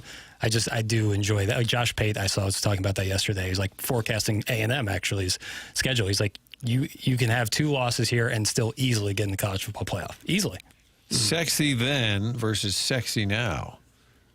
Clemson at North Carolina. A month ago. Oh, my God. Yeah. Oh, wow. Dabo going to take on Bell now. Like, Sexy now, Virginia at Louisville. 2-3 game. Louisville's a sneaker team. By the way. Virginia's coming off the win against Florida State. They're ranked now, which is interesting, but... What, Virginia being ranked? Yeah, I don't get into like the rankings like debate because it's unimportant. I mean, you brought it up. I know, and I shouldn't have. I immediately regretted it. Quickest collapse in the history of the show. I immediately regretted it. Where's the Arch Manning, Steve Sarkisian? I immediately regretted it. I don't care about it. I think the Vanderbilt-Alabama game is be the one that might get the most national attention. Oh, for sure, 100%. But that's a game that now I get 2:30 is like the glamorous spot, but then you'd be like, okay, what does the SEC have at night? And it's Mississippi State A&M. Right. Because Florida and Texas are being played at 2:30 as well as the Vanderbilt-Alabama game. I just don't understand it. Yeah. Texas Tech at Houston is your 6 p.m. game on ESPN, and Mississippi State at Texas A&M is on SEC Network. So that's my sleeper interesting game. Well, I think it's interesting. I just think Texas A&M will roll them. Do you? Mm-hmm. At Kyle Field. I think A&M. Didn't our guy Mike Elko get a little sideways about the questions about his offense? Yeah, I think A&M is really good, and that win against Notre Dame was huge for them. I think that was a huge catalyst. We may have a wagering opportunity with Notre Dame. We may have, Martin, a spot where I can't recall what it was. I think I was on doing the FanDuel Sports Zone with Stalter and Riz, and I said, I don't care what the number is for the Ravens and Lions Monday night. I'm going over. And I think they did wind up scoring some ridiculous amount. I mean, it covered. Notre Dame is in a spot because their schedule may not feature a ranked team the rest of the way. I don't know if USC will be ranked when they play them, that they have to do what they did to Arkansas this past weekend. And so, therefore, there might not be a number that Las Vegas can set. And they're just, because they got to put up the style points. It could be an opportunity, Doug, for us to, quintuple our bankrolls. Oh, really? And at that point, I guess we could acquire the Cardinals. They're 19.5-point favorites at home against Boise State. Correct. Keep an eye on it. Keep an eye on it. So they're just going to keep running up the score? Yes, because I think they might have to because they don't have anybody on their schedule to allow them. And the thing is, again, this kind of goes back into how do you rank teams? Do you rank them based on what you think they are? Do you subtract them if they lose, even if they lose like Penn State did in overtime? But at the same time, Penn State didn't really look good for the first 3 quarters because Notre Dame's 2 losses are against 2 undefeated, top 7 teams, I think, with Miami and A&M, and they were both lost in the last play. Last play. Notre Dame's probably a top 10 team themselves, right? And they're ranked 21st right now. So, but then I don't know. Are you right? And that's why I keep hammering this point. Is a voter ranking based on what they think they are, and then you take losses out of it, or are you ranking just based on they lost, so therefore And I don't know. I don't have the answer to it. This is crowdsourcing. Right. At its peak. I think the best way to do it is based on what you've done so far. Because anytime you're like, well, what do I think are the 25 best teams? All right. So then let's operate off that premise. All right. Then what do you do with the team that has 2 losses? Right. I wouldn't. Yeah. I think in this case you don't rank them. But even though I think they're one of the 25 best teams in college football, but that's me, and I can't separate like my subconscious thinking Notre Dame has always been a good team, you know? And so when you include teams who aren't big brand names, I think people subconsciously going to be like, well, they shouldn't be ranked. That's what happens when they start reasoning out, and all of a sudden it's like, yeah, well, I get Alabama in there, and I'm like, Alabama wasn't that great last year. Right. By the end of the year. The team that was really rolling at the end of the year was South Carolina. But they weren't the brand name. Right. And one of their losses, they didn't have, or 2 of their losses actually, they didn't have Lenora Sellers. He got hurt in the LSU game and didn't play, I think, against Ole Miss, if I'm not mistaken. So I don't have an answer for it. But as I keep going back to with college football, one of the reasons why it's as popular as it is because so much of it is subjective and either consciously or subconsciously agenda based. Yeah. You're welcome to give your thoughts on the topic by texting in 314-399-9646. You can call in 314-974-0101. And then you can talk it over in the Michelob Ultra YouTube chat.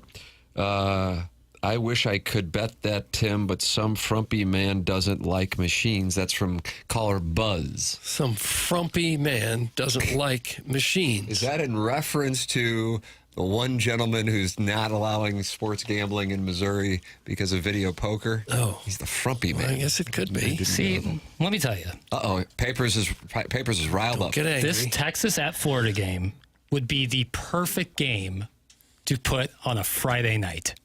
Move that off of the 2:30 window where you're going to be competing against Are you Bama. horse plowing me with this take? You want a Friday night Texas-Florida game? Yes. I think the SEC should pick one matchup a week and put it on Friday nights.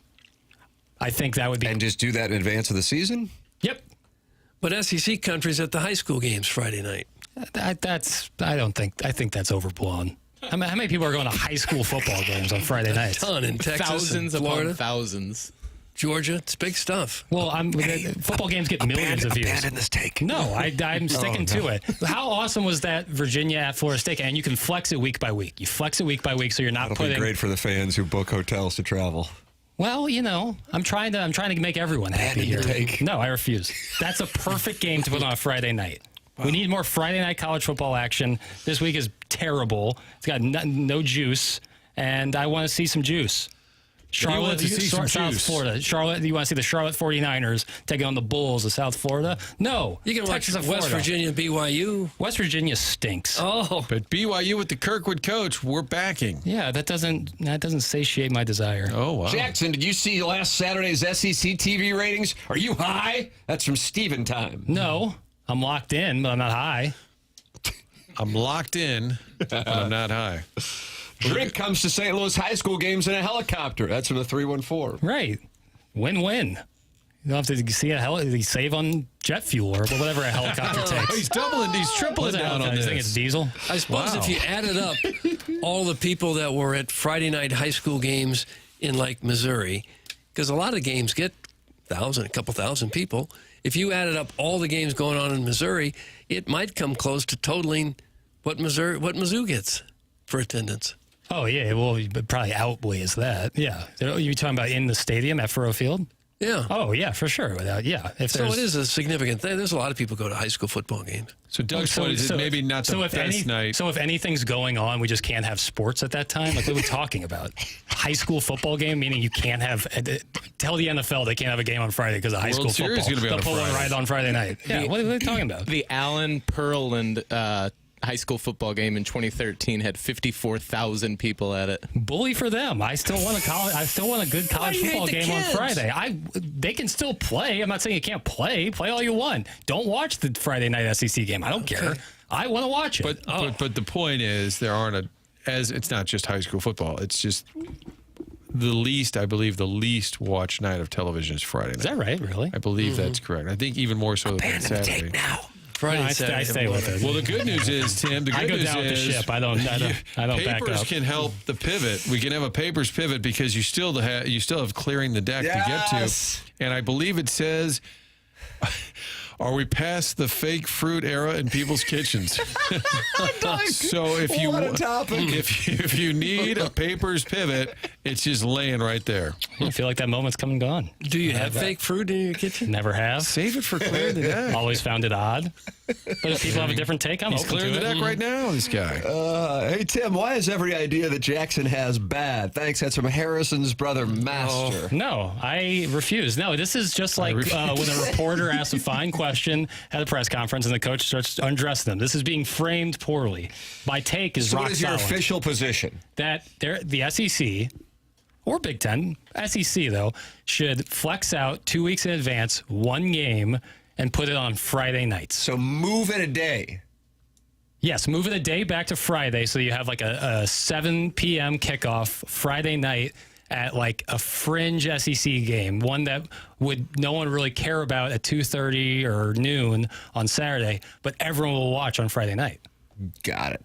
That's my take. Okay. That's my because I think Friday Do you night realize from a travel standpoint how problematic that's going to be? for the fans or for the teams or both. Fans. Teams will probably be fine. For the fans.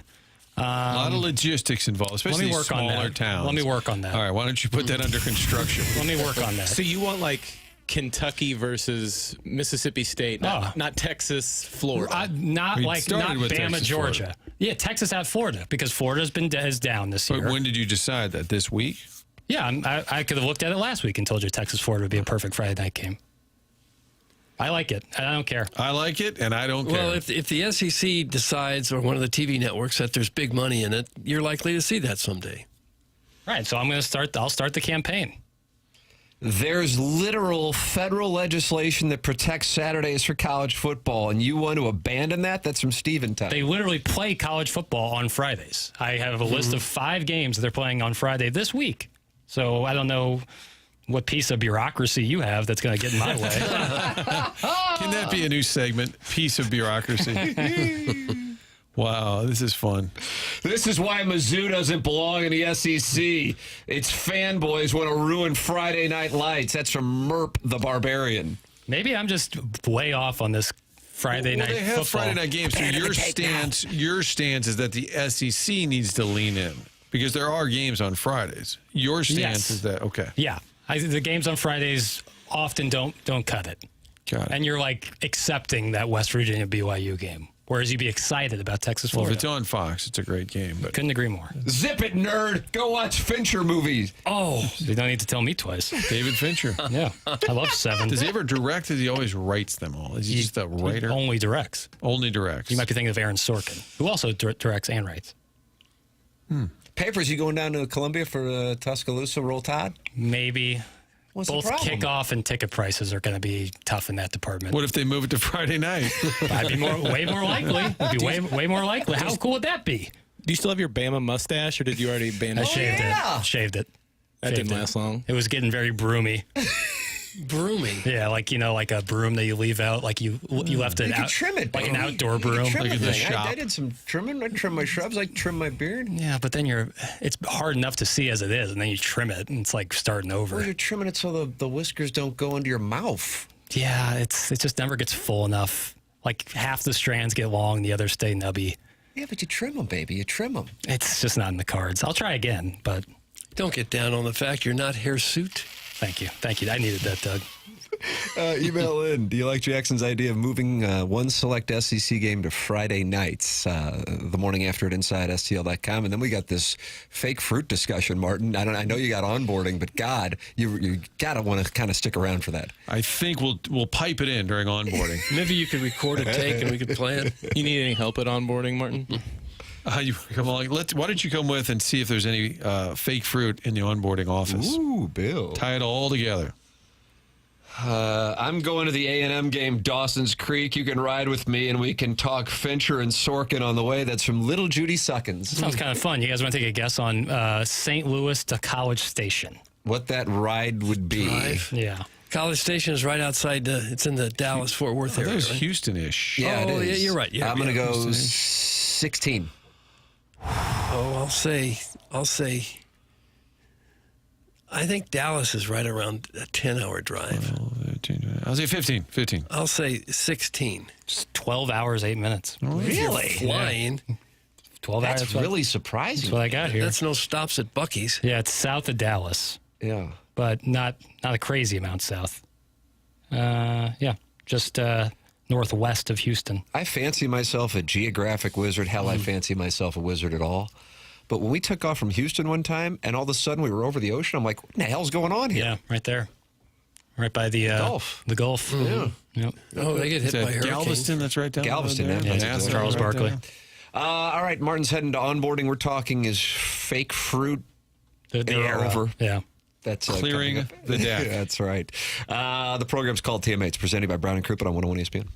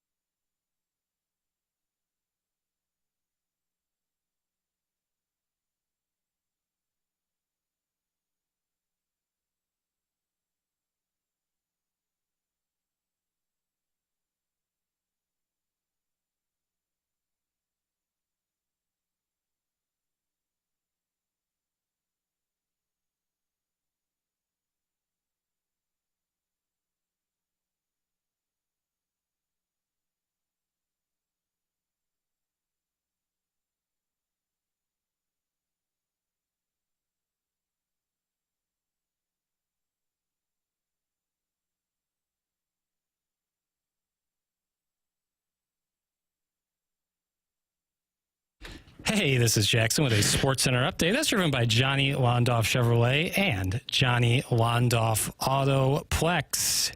Warriors and Jonathan Kuminga have agreed to a 2-year, $48.5 million deal so he can return to Golden State. His agent tells ESPN yesterday. That was another Sports Center update driven by Johnny Londoff Chevrolet and Johnny Londoff Autoplex. See them at londoff.com. Chevy, together we drive. Are you kidding me?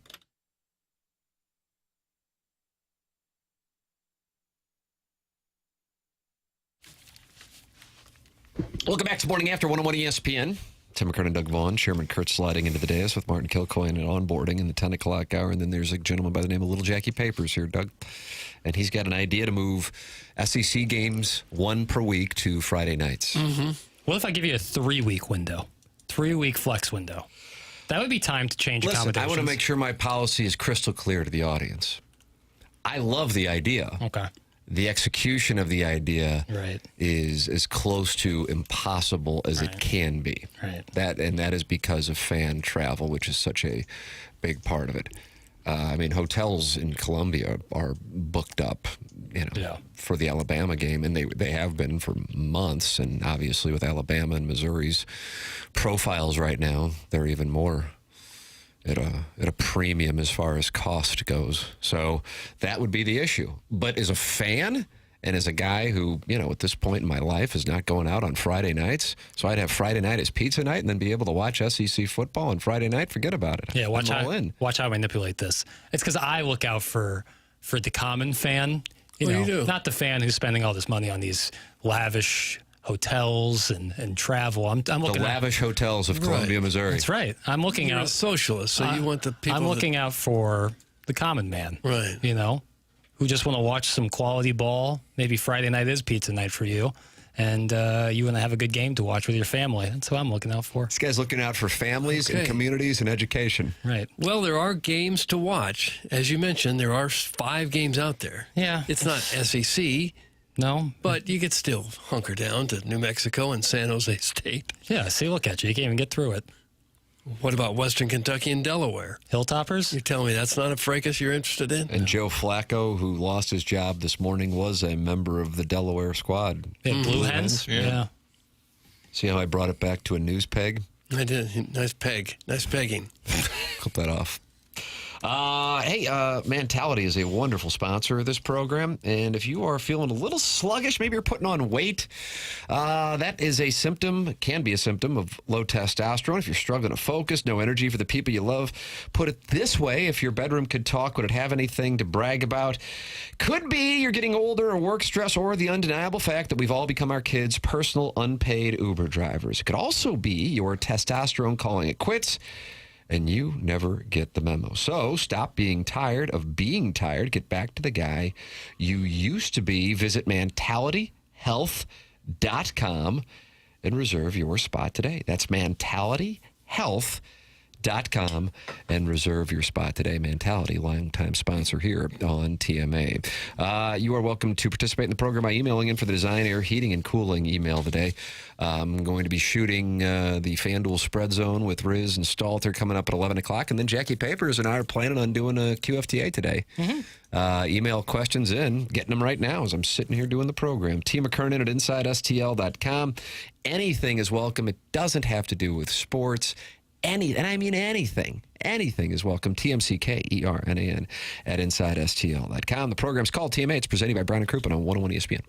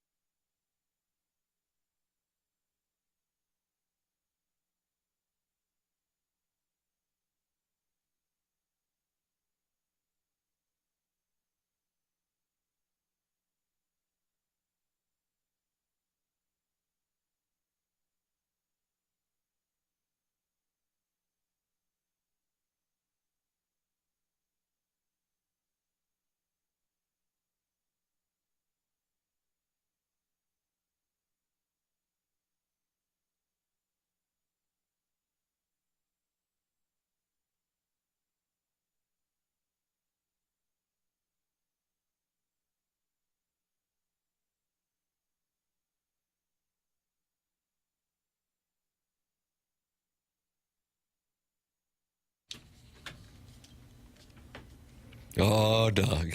This is a mishmash music theme today. Very much so. I came back in from using the restroom during the break. We had 30 seconds left, and so I pulled up one of my playlists and just picked a song. Okay. Hey, I appreciate the transparency. I try to be transparent as often as I can. It's TMA. The show's presented by Brown and Crouppen, 101 ESPN. Tim McKernan, Doug Vaughn, Chairman Kurt slides into the dais when Martin Kilcoyne deals with that onboarding situation that he's got going on. And then Jackson Burkett with his mishmash music theme here in the 10 o'clock hour. We'll have the Design, Air, Heating, and Cooling email of the day coming up the morning after at InsideSTL.com. How dare Jackson suggest Friday night football? That's his tea and finger sandwich night at St. Louis Country Club, followed by cha-cha lessons. How forgetful that young chap is. That's from the 407. I'm not into finger sandwiches. It's always it's like cucumber on white bread. Awful. Is that a cucumber? Is that a finger sandwich? That's like always. It feels like one of them. Not into and they it. call it a finger sandwich because it's about the size of a finger? Yeah, I think it's thin and narrow. I need more of a sandwich than that. Agreed. Go watch SLU High this Friday. It'll be entertaining. That's from the 314. Well, don't tell me what to do. Yeah. I think they're at the Golden Griffins on Friday. At Vianney? Yeah. Nice. SLU's got the big quarterback, Big quarterback. Yeah, I like that. I'd like to take my my boys to see him play. That'd be cool. Yeah. Well, Doug, you're right. They are not happy in the YouTube chat. That's from Big Tuft. What are they not happy about? Oh, I don't know. I don't know. I don't know what they're arguing about. We talked about F1. Yeah, what more do they want? Somebody's insulting somebody for not hitting puberty. Could be me. You don't have much of a choice in the matter, really. It hits when it hits. Yeah. Well, Tim's still waiting for that growth spurt. That's still coming. And when it kicks in. Yeah. It's going to be crazy. Gosh, yeah. The 60 Minutes tour, I can see it now. Man grows 5 inches in his 40s. You think My that's ever wife- happened? Probably. Wouldn't that be the best? Probably a pituitary thing. We get to the hotel room in Las Vegas. She goes, "I'm sorry, I only brought these style of heels." Mm-hmm. And I go, "Oh crap!" And I said, "I only brought these style of lifts." Right. So we're walking around, going to dinner, and I look like Casey Kasem, and she's his wife, Casey Kasem's wife, Jean. And I mean, there's got to be a 10-inch height disparity. Yeah, it's not great. But 10 inches. I'm She's telling not you, a foot and taller than you. And I know what people were thinking, and whether this is appropriate or not, I'm not running for office for a few years, so I can say it. Sure. I know people think I'm a John. Yeah. A John. I know people think I'm a John. I just know it, and I'm so conscious of it. Yeah. I mean, I get in the elevator, and I don't like to talk when there's a bunch of people in an elevator. You're going up and down those. That's hotels. a silence. 100%. And Yeah. plus, I'm looking at scores. Tam Avenue Capital Partners are diversified, and I know they see me walk in, 4'2", and she's whatever the hell she is in the heels, 6'6" or 7. 6'7". Mm-hmm. And they're like, "Oh, this guy just got himself a Ewa and he's going up to the room." I know that's what they're I thinking. bet she enjoys that thought too. You're spot on, though, about the I elevator. am right. No, people think I'm a John. Well, but the elevator take I really liked. The stay silent in the elevator. Yeah. That's one. What of else are you gonna do? It's 4 places that I prefer silence. This is Jackson's 4 places. Four that you places. prefer silence. Can I see if I can places. guess? Yeah. Uber, Yes. at a haircut, Yes. elevator. Elevator 3. Dentist 4. Yeah, Not Dr. Brandon You Pryor can't of talk 100 to West the Dental. You don't talk to the barber? He's great. I used to have a dentist who would always converse with me while he has hands in my mouth. Oh. He was like, "What are your thoughts on Alvin Kamara starting him this week?" I was like, "What do you want me to say here? Like, you got your right index finger near my molar." Well, what about the barber? You could chit-chat with the It's barber. fine, but preferably. Do you have Wow, a how barber? about this guy? Do you have a barber that you go to that like you're friendly with? No. That is probably the difference. Like, who's your guy, Doug? Jerry, the barber. You probably love talking That's to different Jerry. because you guys are like buddies. He's got a guy. That's you guys are like Sure. friends. I don't have that. Well, then you need to start going to Jerry. Yola. Yeah, I only got another 6-7 years of haircuts left, so gotta get in while the getting's good. If I'm talking to the barber, I'm talking to myself. Yeah, I was gonna Every say. morning. How many times a week do you Probably peel the 3 or top 4. back? Trim 3 or the 4? beard too. Little shrubs everywhere. Yeah, all with an electric razor. You don't. The Wall Peanut, WAHL. Me and Larry Walker, same thing. He's Nice. been asked to endorse it. I haven't Nice. been yet, but And that gets you sure down to they're the working on skin on the top. No, Nice. same cut that I got right now. Here, you don't anybody want to see my head? Oh, on yeah. the, Yeah, that's a clean shave. You hear Chairman Curtin moan? Most people would have to pay to see this. Yeah, this is free right now on the Michelob Ultra YouTube channel. Look at this. Think how much money you save over the course of a year not getting haircuts. Yeah, but what all the little shrubs that I got all Have you seen the little net that suction cups to the mirror and then kind of comes right down here? Maybe it kind of wraps around like a bib and it all catches it. Oh, really? Wouldn't that be hot for my wife to see while I'm wearing readers and she towers over It's me? like a garbage disposal for your head hair. Almighty, what an absolute disaster. I don't know why all women are lesbians. I really don't. That's another take. I mean, we are gross. That's true. We are very just true. Gross. 100%. God almighty. Just revolting. Just absolutely revolting. Email in on how revolting we are the morning after at InsideSTL.com. That's coming your way here in a moment. You can go back and podcast like the Dickens. Jeremy Rutherford was in studio in the Mark Hanna Evergreen Wealth Strategies 9 o'clock hour. Schaefer Door Company is the sponsor of the podcast. Online at schaeferdoor.com, SCHAEFER door.com, or you can call or text the number that Jason Gassrow of Schaefer Door set up for you. And that number is for TMA listeners at 636-782-3608. That's going to get you the quickest response time. This is Schaefer Door. If you have a garage door that breaks, you hear that thing snap and you go, what in the world was that? That's what Schaefer Door will come out and take care of super quick, fast, and in a hurry. Doug's had them out to his house a couple times. They have Monday morning standby service for those doors that break over the weekend. They service commercial doors as well. So if you run a business or a warehouse with big, tall doors, Schaefer is experienced in these types of jobs. Go to schaeferdoor.com or call or text 636-782-3608. Schaefer Door is a CHI overhead door dealer. It's Schaefer Door Company, sponsor of the podcast here on TMA. Tim, I've gotten 2 hair transplants and now have a phenomenal head of hair. I spend about $3,500 a year in haircuts and meds. I'm not bragging. I'm complaining. Bald is beautiful and economically smart. That's from the 314. Okay. Shampoo costs, too. I'll have to deal with that. I don't know. It's just a preference thing. Doug got a great hair transplant. Really good. I mean, holy cow. Yeah. Just a preference And now I have thing. to cut it. I feel like Bill DeWitt III catches hell about, I don't know if he's been open about it, but I mean, even if he's not, it's obvious. Looked good yesterday. It's a sharp look. Yeah, looked real good. I think people... It's a totally different. When this will sound strange even to you, Kurt, at 40, but certainly for you, Jackson, at 27. Doug, you might remember this when people did online dating at the very beginning. It kind of had a taboo attached to it. Right. And now, my God, I would think the majority of relationships start via apps, right? For people under 40, 35. So if people want to do whatever it is that makes them feel better about themselves, I feel badly in particular for women who feel pressure to do things when they don't need to do it. Then they can wind up getting in a spot where they, it can get away. Sure. But if it makes you feel better, then absolutely, God bless. Yeah, That's I think people being more open about augmentations or transplants. No. There's nothing wrong with fighting the aging process. No, but it's utilizing modern medicine. If people back in the 1800s could have had some of these, they'd slap you in the face for not taking advantage of it. The opposite is like just letting yourself go. Right. Well, just whatever makes you comfortable. If you don't want to do it either, whatever floats your boat. That's what I say. Look at this guy. He's essentially saying some people like some things. Right. He's just an everyman. Meat and potatoes. Thank you. Thank you, Doug. Appreciate that.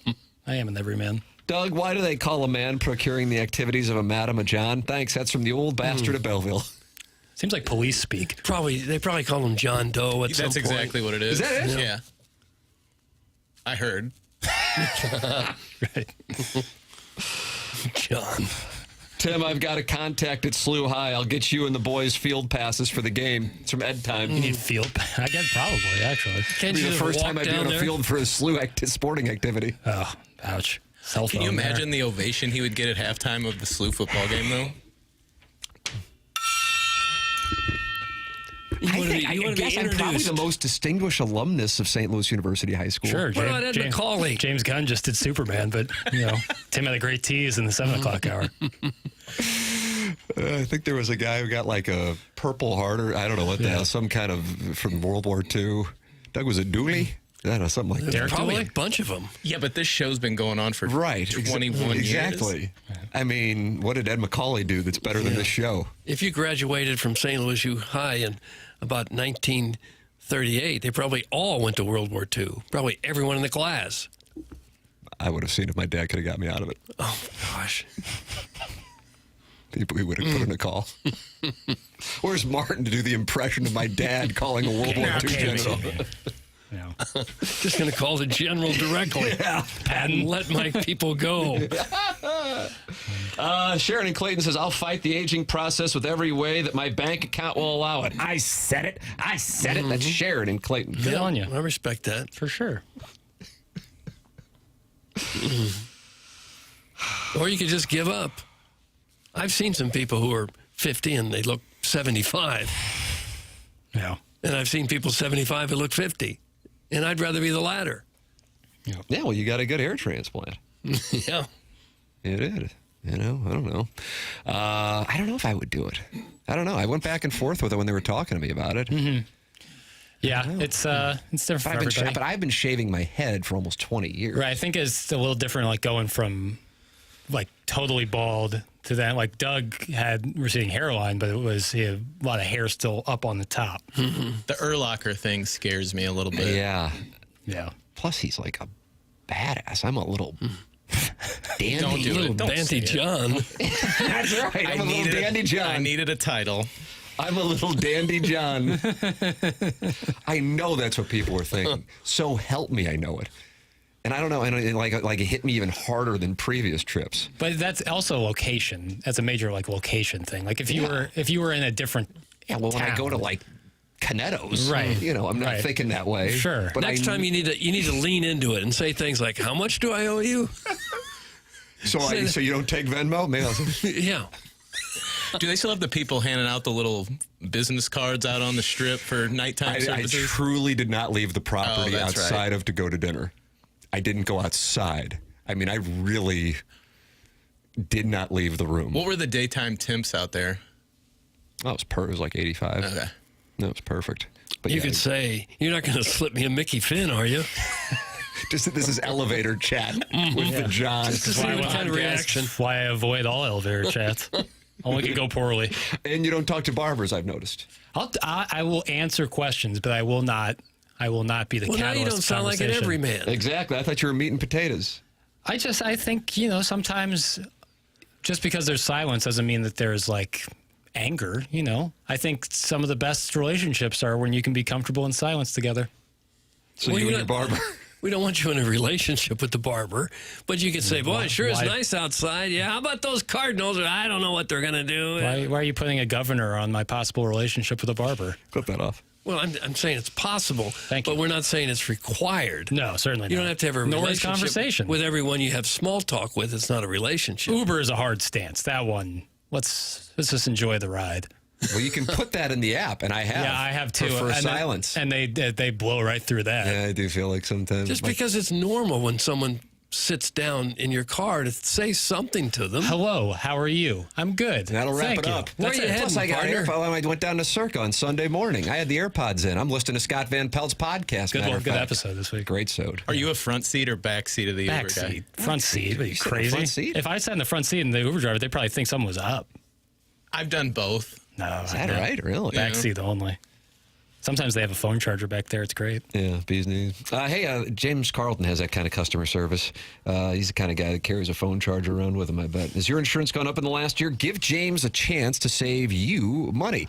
Do you have kids under 25 on your insurance policy? This is where James has saved TMA people the most money. 314-961-4800 or go online at carltoninsurance.net. The man has 450 5-star reviews. He's my insurance agent. I can't recommend him enough. It's James Carlton of the Carlton State Farm Insurance Agency in Webster Groves. 314-961-4800. Go online at carltoninsurance.net. As an Uber driver, it is absolutely an unwritten rule. You never sit in the front seat unless that's the only seat available. That's from the 314. Right. Like if you have a big crew, like if you have 4 people in a sedan, then maybe. But otherwise, when in doubt, always in the back seat. Back right, if we're being honest. This cuckold isn't welcome in Jerry's barber shop. That's from the 314. So it sounds like Jerry just texted in calling Jackson a cuckold. Yeah, that hurts. That one stings. I didn't think I deserved that. Let's see if we can match up the number here with your number for Jerry and see if he just texted in and called Jackson a cuckold. I know he listens. So could be him. That'd be awesome if he sent that in. Well, because the text before was "Zip it, nerd, go watch Fincher movie." So you think that's Jerry? Real turn. But I'd be into it. Let's see. Ho Chi Paper sits in the front seat of Uber so he can spread his dream of socialism with the driver that literally fled a socialist country. Be better, virgin! That's from the Warson Woods Wacko. I just said I only sit in the back. All right, we'll take a break, come back with more TMA 101 ESPN.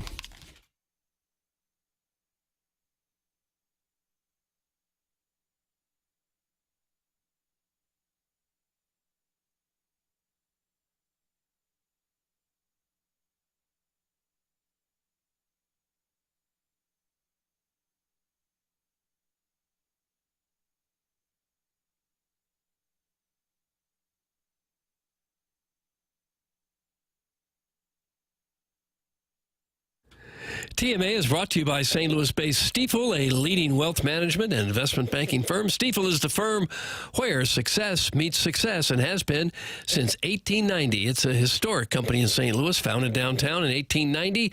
Same street the company is headquartered on today, and proud to have called St. Louis home for 135 years now. They partner with the Cardinals and the Blues in the Stifel Charity Classic, also Stifel Theater. Stifel is honored to support the city, the people, and its future. With financial advisors in 12 offices across the region, Stifel helps clients right here in St. Louis and nationwide manage their hard-earned wealth. Stifel also provides banking, lending, and trust services and has a full-service investment bank. Basically, when it comes to finance, Stifel has you covered. As one of the fastest-growing wealth management firms in the world, their tagline is, where success meets success. Stifel and TMA, that's where success meets success, right? Nice ring to it. Stifel Nicholas and Company Incorporated, member SIPC and NYSE.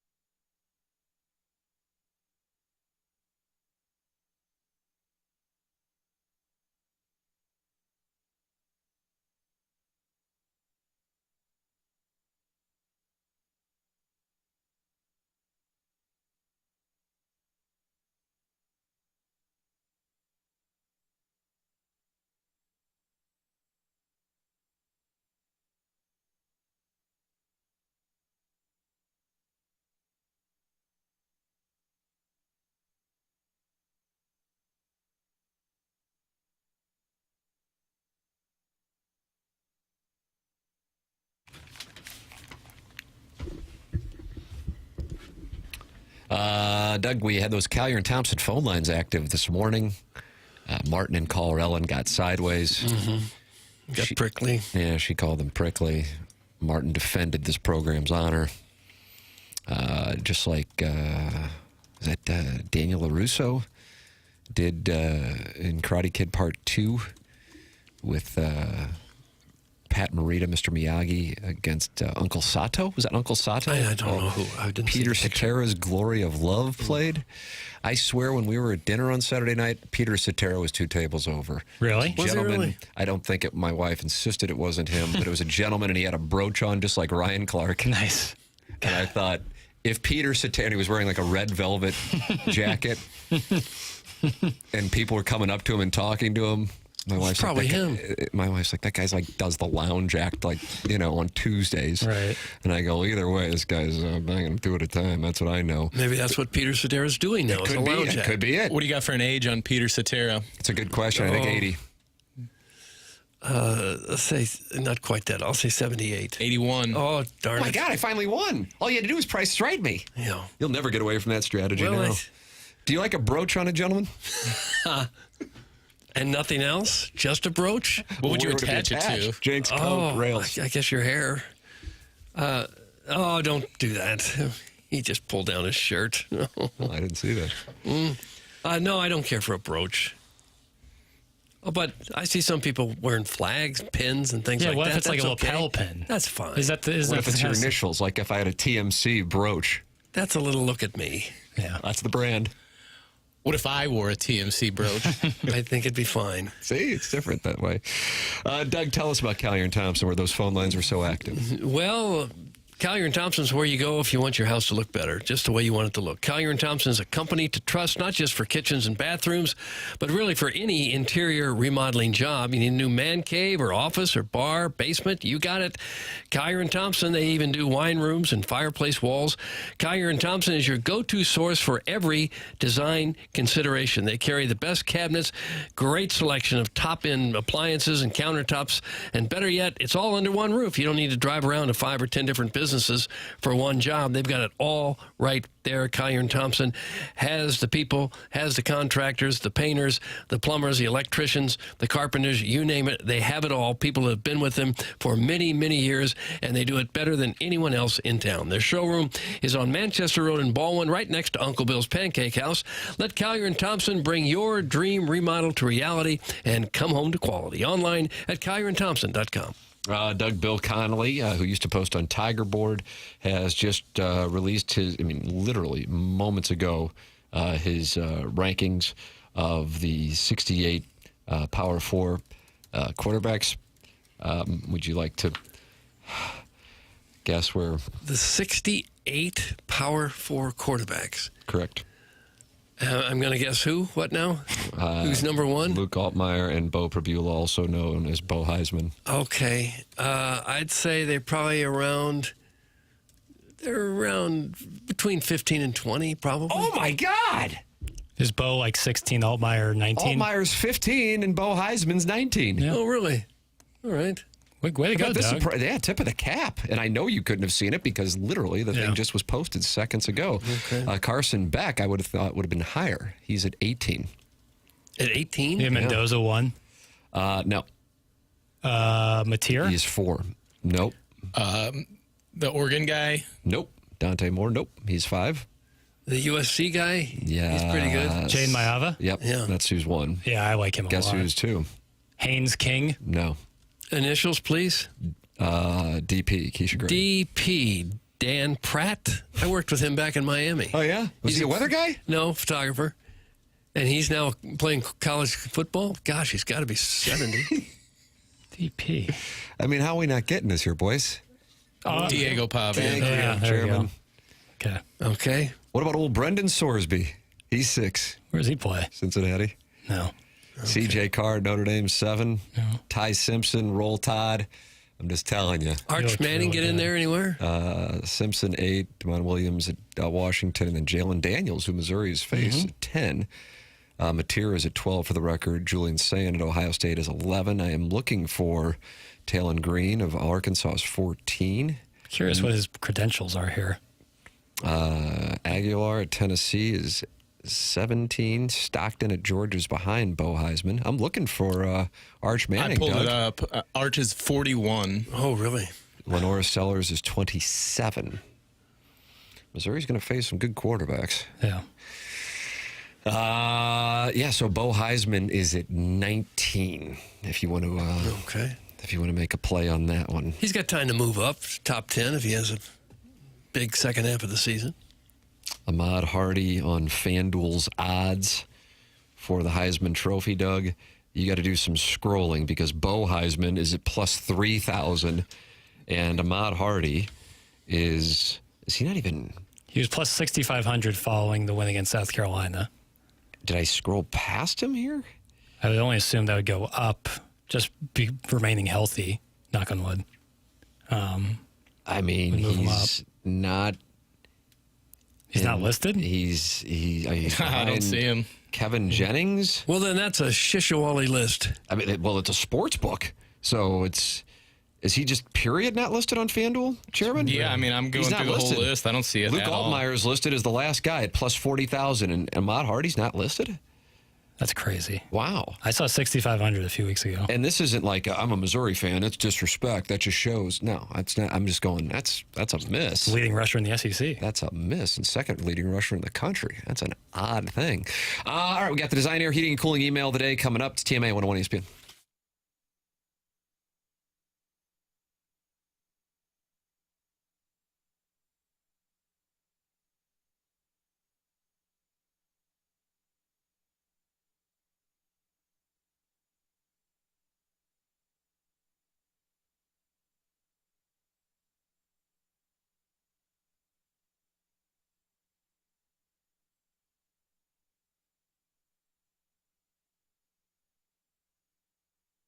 Michael's Flooring's online at IGotFloored.com. And right now you can go online and get 3 samples free from Proximity Mills. Michael's family-owned and locally owned for over 30 years.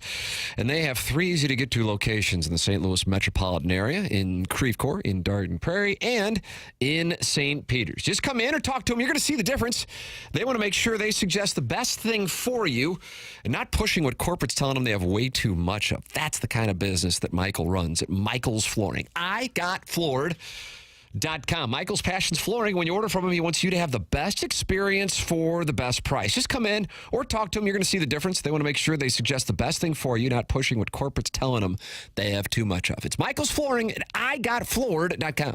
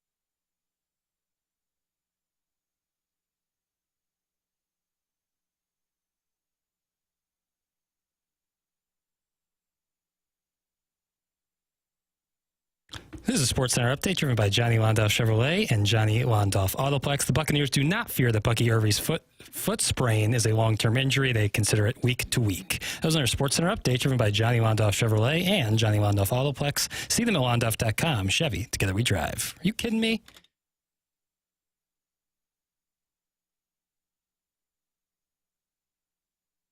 Design, Air, Heating, and Cooling email of the day. Here we go. Wow, first day of the month, and I'm throating for Bears or whatever Tim is saying when he's locked in.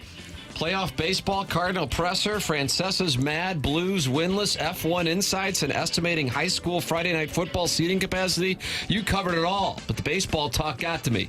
This message is for Doug Vaughn. First of all, I didn't appreciate your little comment about women not going to baseball games because they might not feel safe.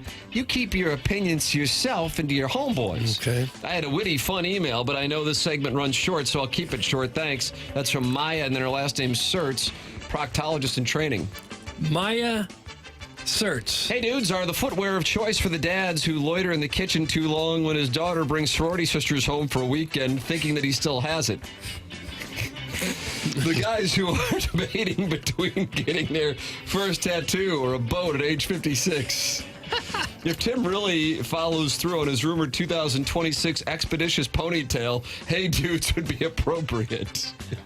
I guess my point is that the show kicked off yesterday with a discussion about eating rabbits, and it's good to have Tim back. That's from Shooter McGavin, the vice president of Urine Troughs, the splashback builds character, son.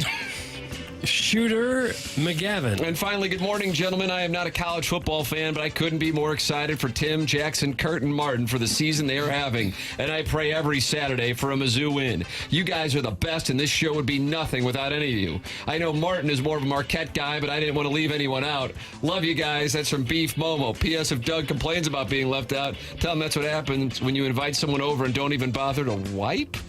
What in the Doug, world? that's from Beef Momo, and that's what we have for the Design, Air, Heating, and Cooling Man. What you got? Kind of lost me there. I'll go for Shooter McGavin. Shooter. Shooter McGavin is one. We got to go. Bye.